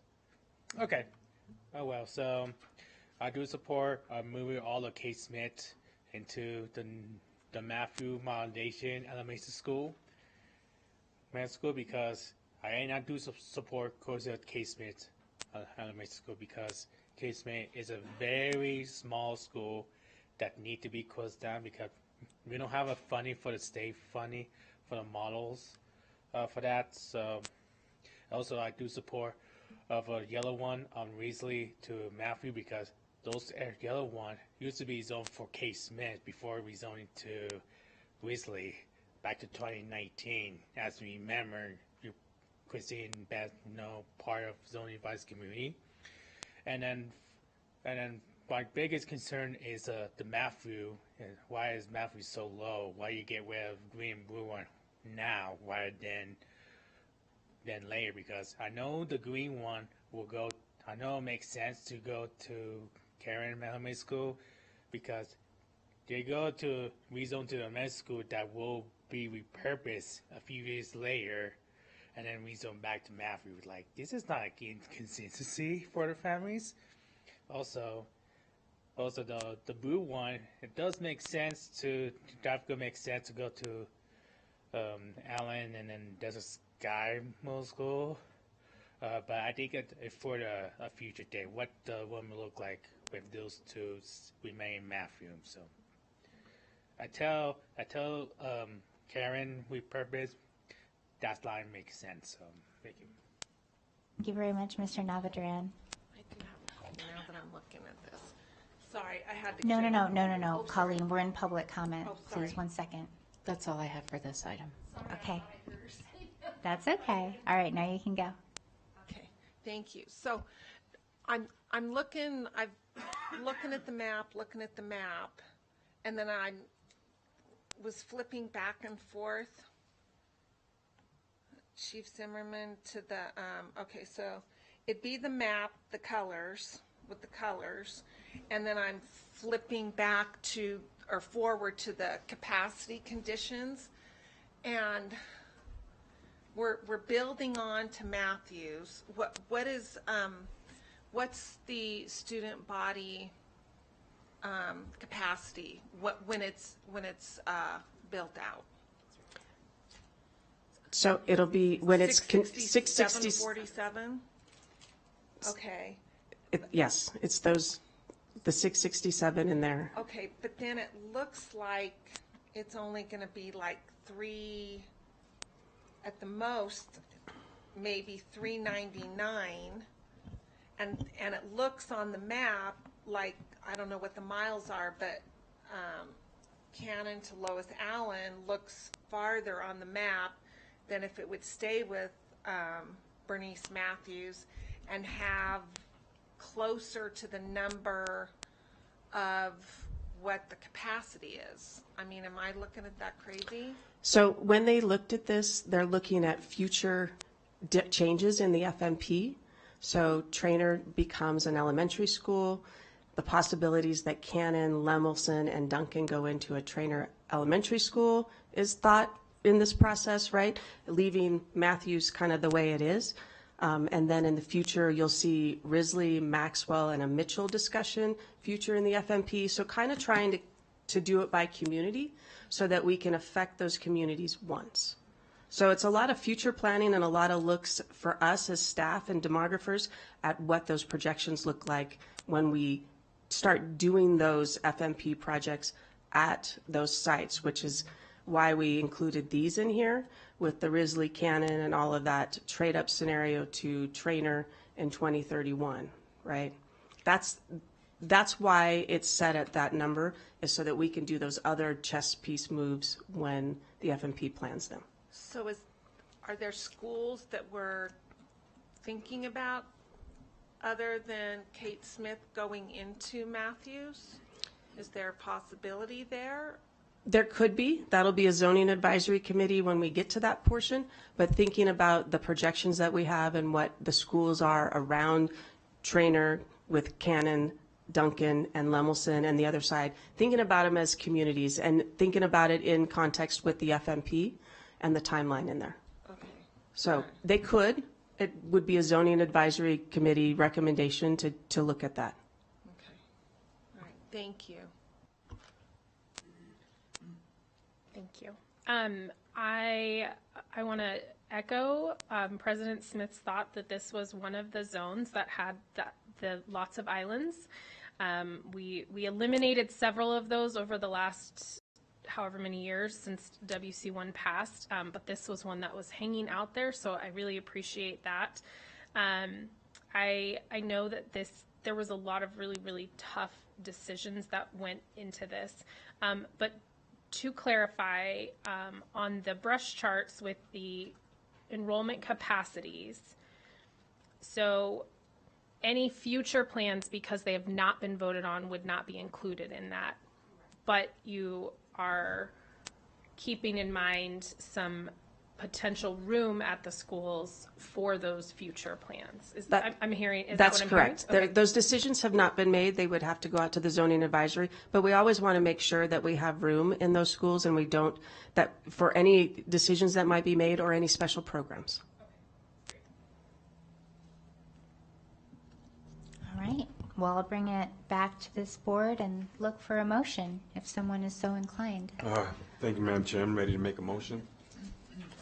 I move that the Board of Trustees approve the recommendation of the Zoning Advisory Committee to modify the zoning boundaries of the following schools as a result of the modernization of Bernice Matthews Elementary School effective beginning 2027-28 school year. Bernice Matthews Elementary School, Rita Cannon Elementary School, Kate Smith Elementary School, Agnes Risley Elementary School, and Lois Allen Elementary School. Fred Trainer Middle School, and Desert Skies Middle School. And I'll second that motion. All right, you got that one, Trustee Phoenix. We have a motion by Clerk Woodley. We have a second by Trustee Phoenix. Let's see, seeing no lights on for discussion on the motion. All those in favor, please say aye. Aye. All those opposed, nay. All right, motion carries 6-0. Thank you so much, Chief Zimmerman. And thank you so much to the Zoning Advisory Committee. That closes item 4.02 and section 4 in its entirety and brings us now to section 5, our reports, beginning with our student representatives report for item 5.01. Maya. Good evening. So for our Student Advisory Council, we had a meeting last week with some very interesting topics that came up. The primary topics were student participation in our clubs and the length of our dual credit classes. So starting with our clubs, we've seen that when students are involved in clubs, it's really given them a reason to go to school and stay at school. For instance, like some schools, they're having clubs that meet during their advisory or instructional time. And they're seeing that students are staying until the end of the day just to go to those clubs. So we're getting a lot more student engagement. And it's giving a lot of school SACs like projects that they can do for their school, like they can institute more clubs. And for the length of our dual credit classes, we've actually seen that after the dual credit classes end, because the college semester is shorter than the high school one, these students just aren't coming to school because their class is technically over.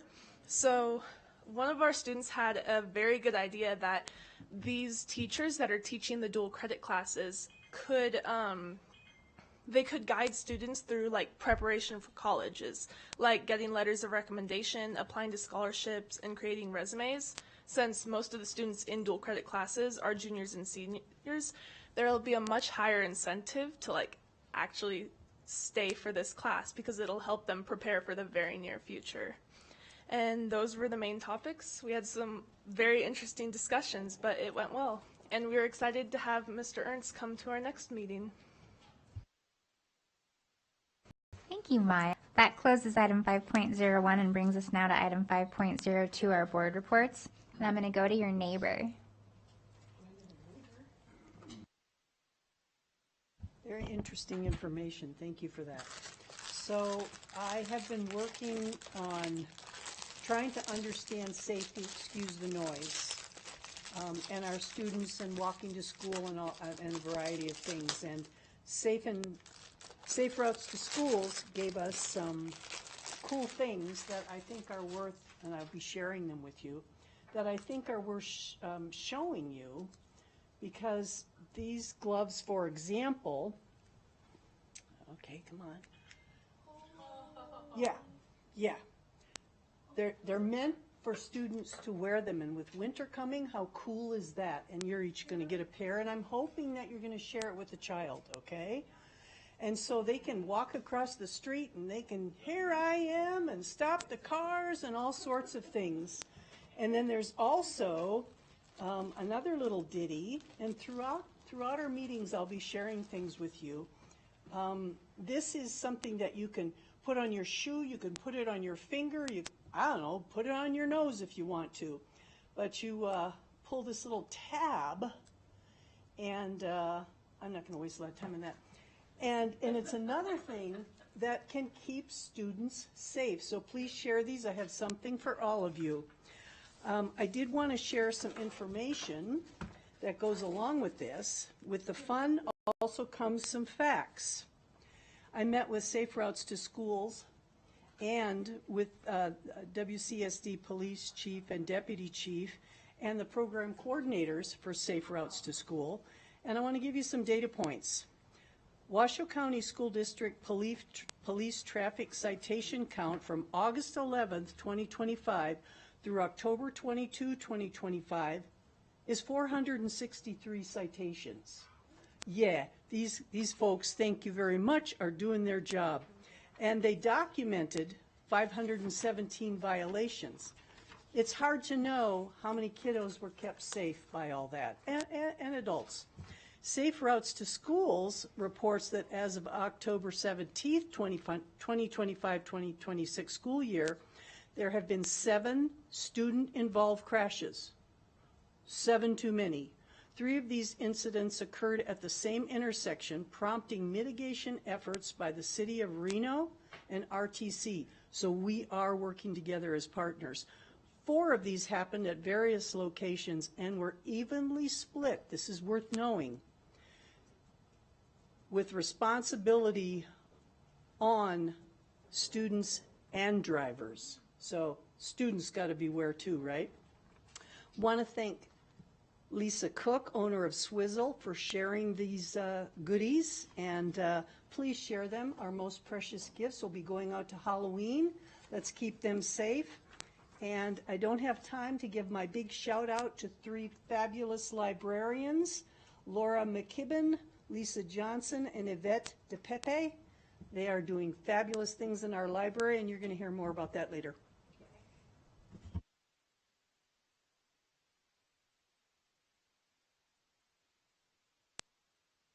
Alrighty, my board report is going to focus on the principals and all the schools that I went and visited.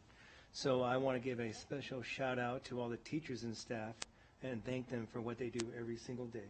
And I know we all say that, but I really do mean it from deep down, watching the grind as it unfolds. So I'm just going to name them. If I get them wrong, forgive me. But special shout out to Natchez principal Jake Chapin. You know he's doing awesome work out there. We got to meet him, which is great for our Great Basin natives on that part of the district there. And O'Brien Middle School, we have Jamie Bowers out there doing unique things with their students that are multicultural. It's a different demographics. It's really awesome. Also, we have Alice Smith, Gina Miller, and AP Lori Campbell, and they talked about systems. They talked about systems, people, and academics, and how did we make that work. So they're the way that they were thinking. So it was unique to have that discussion and listen to them. And out there at State Elementary School, got to meet with Ruth Williams and Deborah Evans-Check that have a lot of stuff that's going on out there. They had a fire that day, as a matter of fact, but they were still managing the school. So it was awesome to see. And then at Inskeep, we have Susan Egloff, and we have at Lemon Valley Elementary School, we have Principal Bryn Hall, who's taken it on her first year. She's had it. She's rocking and rolling it, taking it down. We also have Nina Walker at Silver Lake and Desert Heights. We have the interim principal, April Goldani. She came back out of retirement, who says, I had to play. And I think we can thank Don for that, wherever he's at. Did he leave already? Does he have children at home he needs to go to? I'm just kidding. And then we have, obviously, we have out there at Gerlach, they have their uniqueness that is out there for Principal Stacy Black out there. And then at Cold Springs, we have Mandy Sheridan. And at North Vallis, we have Principal Thomas Macaluso, who is changing the culture out there, who's turning it around. If you haven't visited that school and see about and talk about North Valleys, homeboy's doing a lot of good things out there. So I'm really proud of him when I listen to what he has to say. In addition, we have Bow Hatch, where we had Heidi that came and spoke today, and then Sky Ranch Middle, Jill, who's really identifying ways to tackle that middle school and overcrowding and finding unique ways to do things. And I'm learning so much stuff as I've gone. And then last but not least, I have Principal Dan Kirk over there at Spanish Springs, and then we have Victor Shabandi over there at Jesse Hall. All of them are doing great things, and I just wanted to make sure that they get the shout out, and I push that out to them because they have unique challenges in their community.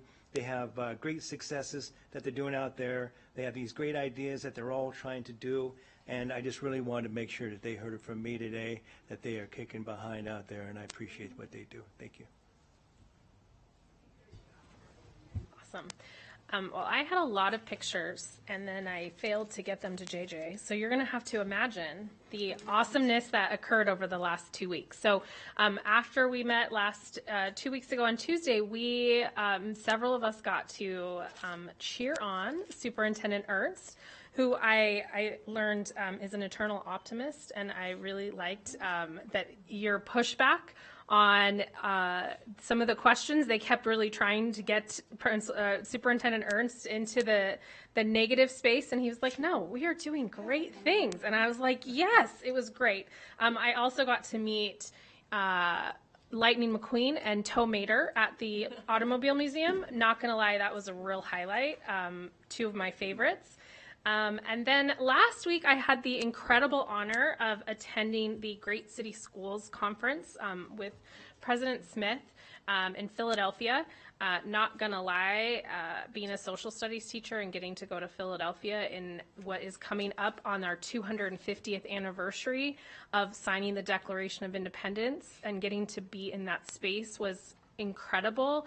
But it also just reminded me of how far we've come and how much more work we have to do. I really enjoyed getting to talk to and hear from other districts and the unique setup of that conference. And I look forward to sharing our learning with our whole team here.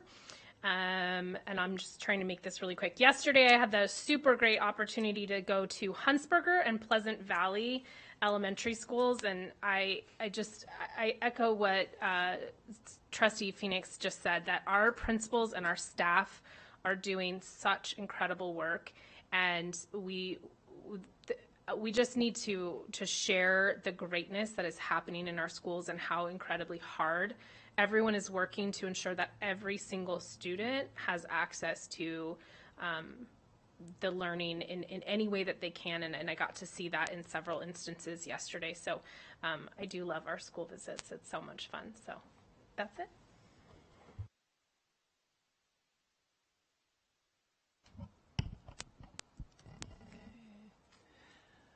Okay.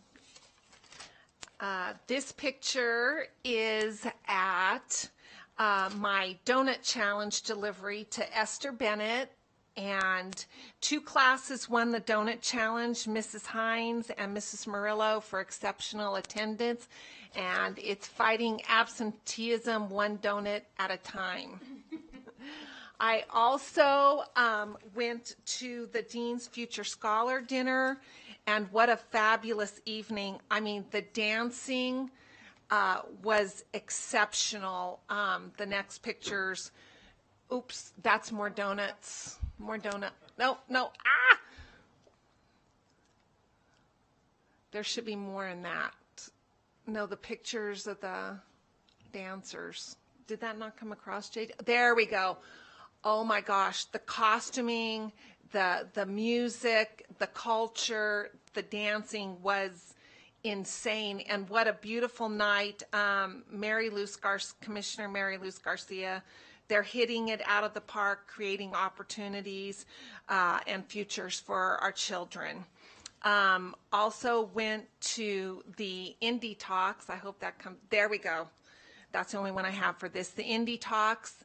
I too have a nickname for Superintendent, Babe Ruth, because he points to center field and he hits it out of the park. I mean, exceptional. The Junior Achievement Awards luncheon at Atlantis, where our very own Dr. Kristen McNeil was inducted.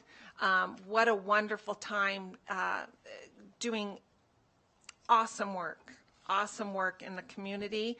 And the Mendive celebration, I don't have a picture for this, but for academic achievement, Mendive is truly magical, and it showed, again, our superintendent's heart and love for our children. When he talks about them, he truly, truly has love in his heart for those kids. What is this? I'm not sure what this is. Oh, that's one of the donut challenge kids. Okay, I had to see the donuts over there. I read to kinder at Sun Valley Elementary. Thank you to my girls, Mrs. Neibauer, Cortez, Avila, and Ramirez. Thank you for letting me come into your classroom and share your children. Marvin Moss Elementary School, they have, and I wish I could remember the name, forgive me, Principal Colby, but they have a specific special ed that the kids that don't need the academic special ed support, but they need more of the occupational, wonderful classrooms. Diedrichson, their theme this year is Mission Possible, wonderful new principal there. I think that might be it. Let's see. That is it. Thank you. Thank you. Awesome, awesome. Well, as you guys know from the last meeting, no, go ahead. Halloween's my favorite holiday, and that's a picture of my youngest son, his wife, and my grandkids, and they're dressed up as Whoville. That's awesome. So, as you know from the last board meeting, I was out of the country, so I had to attend via Zoom, but that was good. But I had a great vacation. But prior to that, I was able to go out in the community and our schools, and I just want to give some shout outs as well, similar to Trustee Phoenix. First, I want to start with my fellow trustee, Dr. Nicolette. She went out there with me at 0 Dark 30 at Billinghurst. She took on one intersection, and I was at the other intersection with some volunteering parents and teachers, and we were out there monitoring traffic. So that was really good. Thank you for that. I was able to make it over to Sarah Winnemuck Elementary, and I met Miss Will, her first year as principal at that school. She's a wonderful human being. She's an amazing person. They were actually doing school photos, and she invited me to actually participate, so I got my photos taken. So I'm going to be sending her an email to see if she has my photo. I got to see Miss Shako at Rita Cannon. It's her first year there as well, and she's doing great things out there. She's making her changes. She's making it her school. That's amazing. Melton Elementary, Mr. Batavia. I love visiting him. Every time I go see him, he's educating me. I get a lot of education on education from Mr. Batavia. I really appreciate him. He knows what he's doing. He's killing it. Peavine Elementary, Ms. Howe. She's always fun to visit. She's doing a great job over there. She implemented every other Friday, end-of-day school-wide clubs, and she has them separated. So K through 2, and then 3 to 5th graders. So, they have 2 groups, and they have clubs, the entire school. It includes yoga, basketball, chess, origami, karaoke, everything. So that's amazing. That goes back to what I said before, but everyone has their own way of, creative way of addressing it. Clayton Middle School, I met with Mr. Martindale, and he has a heart of gold. That guy is so positive. No matter what he's dealing with, no matter what difficulties exist, he stays positive. So I really appreciate him. He's doing great work. He has his staff circle meetings where he's using a model similar to restorative justice. So he's doing good things out there. Him and his staff are going above and beyond, and they're doing a lot of work after hours. They're doing a lot of good stuff over there. So I appreciate Mr. Martindale and his staff. And then I was able to see Mr. Miller over at Grace Warner. He's doing some great things over there as well, increasing student engagement, got his chronic absenteeism down 13%. He's personally going and doing daily checks and communicating more with families. That's something that I saw a lot of our principals are doing. They're actually going into every class every single day and checking to see who's there and who's not. So that's wonderful. As teachers, they're being creative. Lastly, they had a child that had a parent with a serious illness, and he was missing a lot of classes, and they got creative and just created a distance learning plan for him. So instead of absenteeism, they were helping him. So that's beautiful. Thank you. All right, JJ, before I get going, I've got a few pictures. I didn't bring all of them, but I brought some. So I'm going to let JJ get, okay. So I'll go ahead and get started. So first, a congratulations to Melissa Bullard. She is the McQueen High School World Language Department lead, and she has been named the Nevada World Language Teacher of the Year. Incredibly proud of her for that.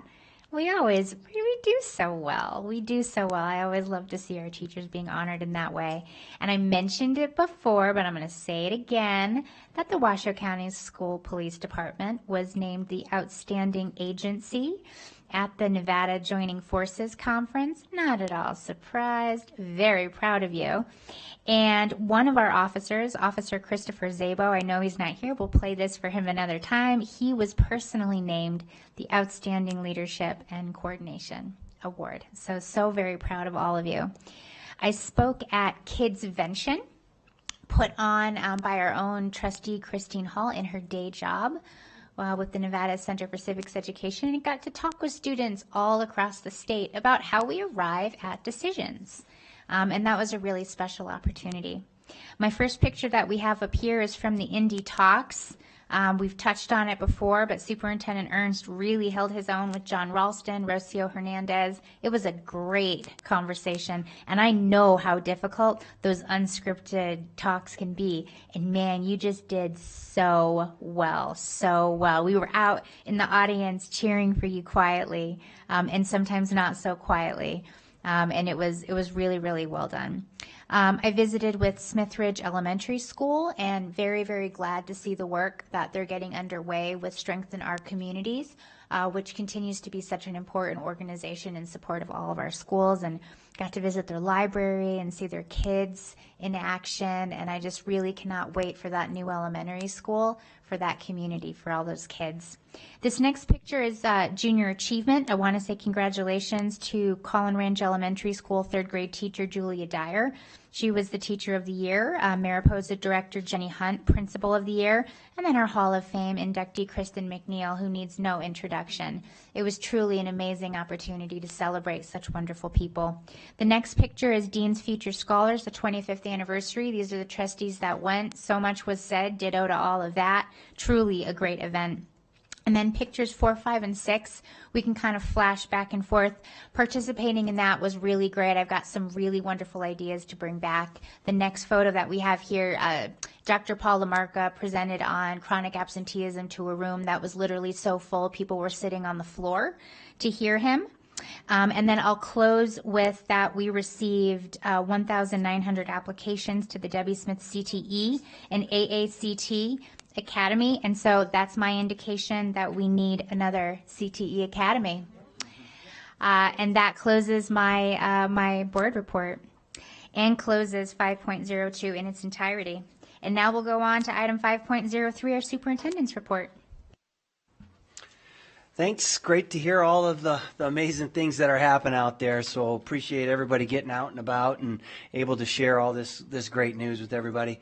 So this is, so I don't have to talk a whole lot here. This is just kind of a little highlight. As has been mentioned, we've been getting out, our entire leadership team, recognizing schools, their teams, from their staff to the students, just recognizing the historic accomplishments that have been made. So a thank you to Communications for putting a quick video together of these celebrations.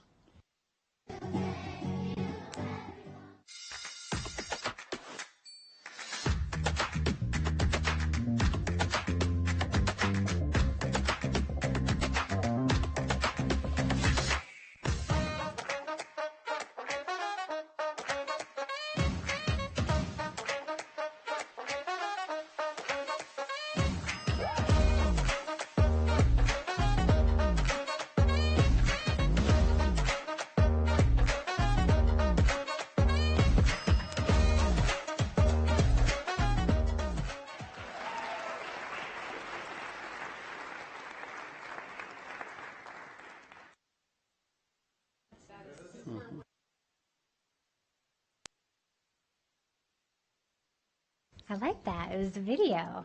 Oh, don't give us any ideas.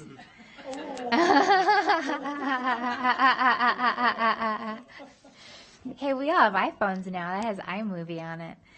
All right, that closes item 5.03 and brings us now to section 6, our closing items, beginning with item 6.01, our closing public comment. JJ, who are we welcoming?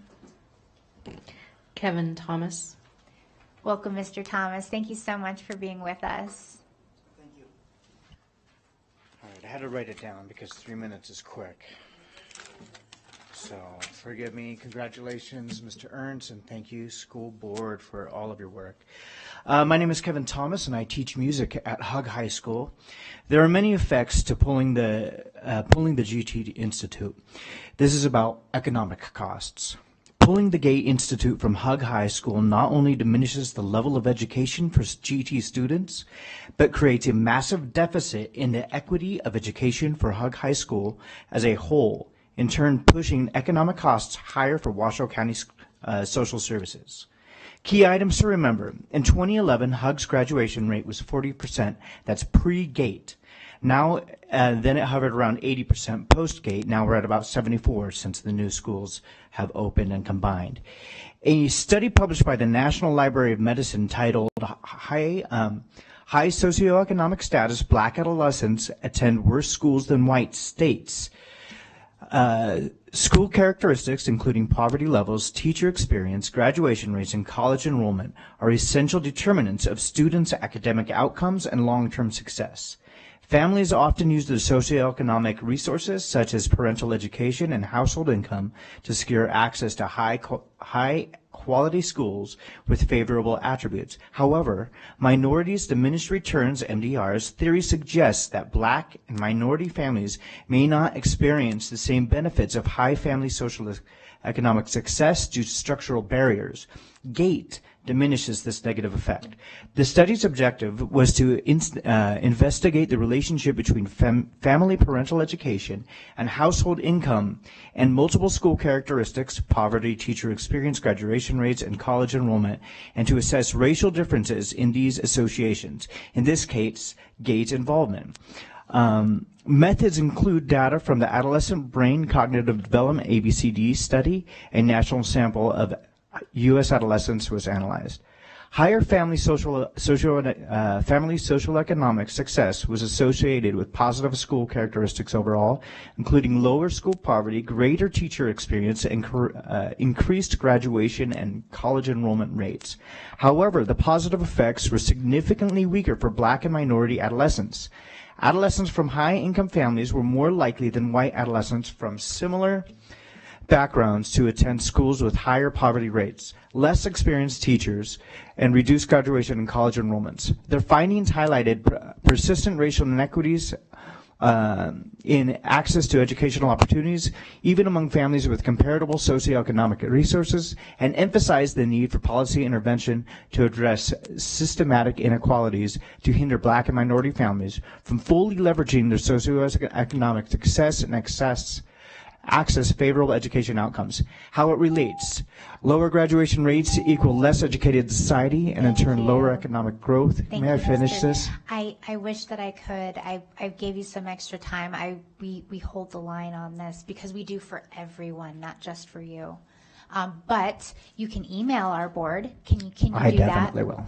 Okay, I would very much love for you to email that or to come to a future meeting, but particularly email, or we can also distribute copies of your speech as well too, your talking points. That can also be distributed to our board. Absolutely. There's lots of different ways. Thank you. Thank you very much, Mr. Thomas. James Messervy. He had to leave. Oh, thank you. He teaches with me. Connie Silveria. Hello, Ms. Silveria. Good to see you. Thank you. I'm Connie Silvera, and the greenhouse is still there, so I haven't given up. And I'm really happy to see that the enrollment at the Debbie Smith CTE is up there, and you could possibly need another one. And I know just where you can get a great greenhouse, okay? I mean, it's valued at over $400,000, and I just really want you to give it some more consideration to possibly saving it. not bulldozing it, but possibly leasing it to an outside nonprofit group, because we do have interest. We do have people that are interested. We've gotten quotes on repairs. The structural report was not really structural problems as much as just maintenance that hasn't been done in many years. And I do know that you have a custodian that works there, Cameron Chapman. It would eliminate having him to focus on that area. I'm sure he has other things to do. You could lease this out to a nonprofit. I know the city of Reno leases buildings like to UNR for $15 a month, you know, and these buildings that would otherwise be empty are really utilized. I don't know what the plan is when it's gone. If it's, I've heard it's just a parking lot. Do we really need another parking lot for football games when this could be so much more utilized? I talked to a former teacher that was in that program. He said they made like $30,000 in a year off their plant sales to help, you know, and of course their budget got cut by $30,000, but still they were making money, and it's such a wonderful thing. So I want you to think again about it, and if possible, let us get together with some nonprofits and some of you and try to figure out how we can save this, or let us know if it's going to be a better use on something that we don't know about. I mean, there's nothing better. I mean, next week we're losing a lot of SNAP's benefits in this state. We have 500,000 people in this state that are on SNAPs, and I think it's like 62% have children. I mean, feeding children, what better thing? We need this greenhouse. These nonprofits need these locations to grow food for our community. And so that's about all I have to say on the greenhouse, except while I was sitting here, I was reading that you don't open the schools until they're at 20 degrees, unless they have special programs or honor students or something. And I just want to say that while you're thinking about saving a greenhouse, you really should open the schools. They're warm. Kids should be inside, whether it's 30 degrees, 40 degrees, 50 degrees, not just 20. I mean, kids are cold. So please give that some consideration. Thank you. Thank you very much, Ms. Vera. The board received an email from Mona Melton Lund. Thank you, JJ. That closes item 6.01 and brings us now to item 6.02, our next meeting announcement. As I have mentioned for several meetings now, that meeting date is November 18th, which is a unique schedule for November. In lieu of doing the meetings the 2nd and 4th Tuesday of November due to Veterans Day, we're having a single meeting on November 18th. So I just want to acknowledge that schedule change to the community. And now item 6.03, adjournment at 6:34 p.m.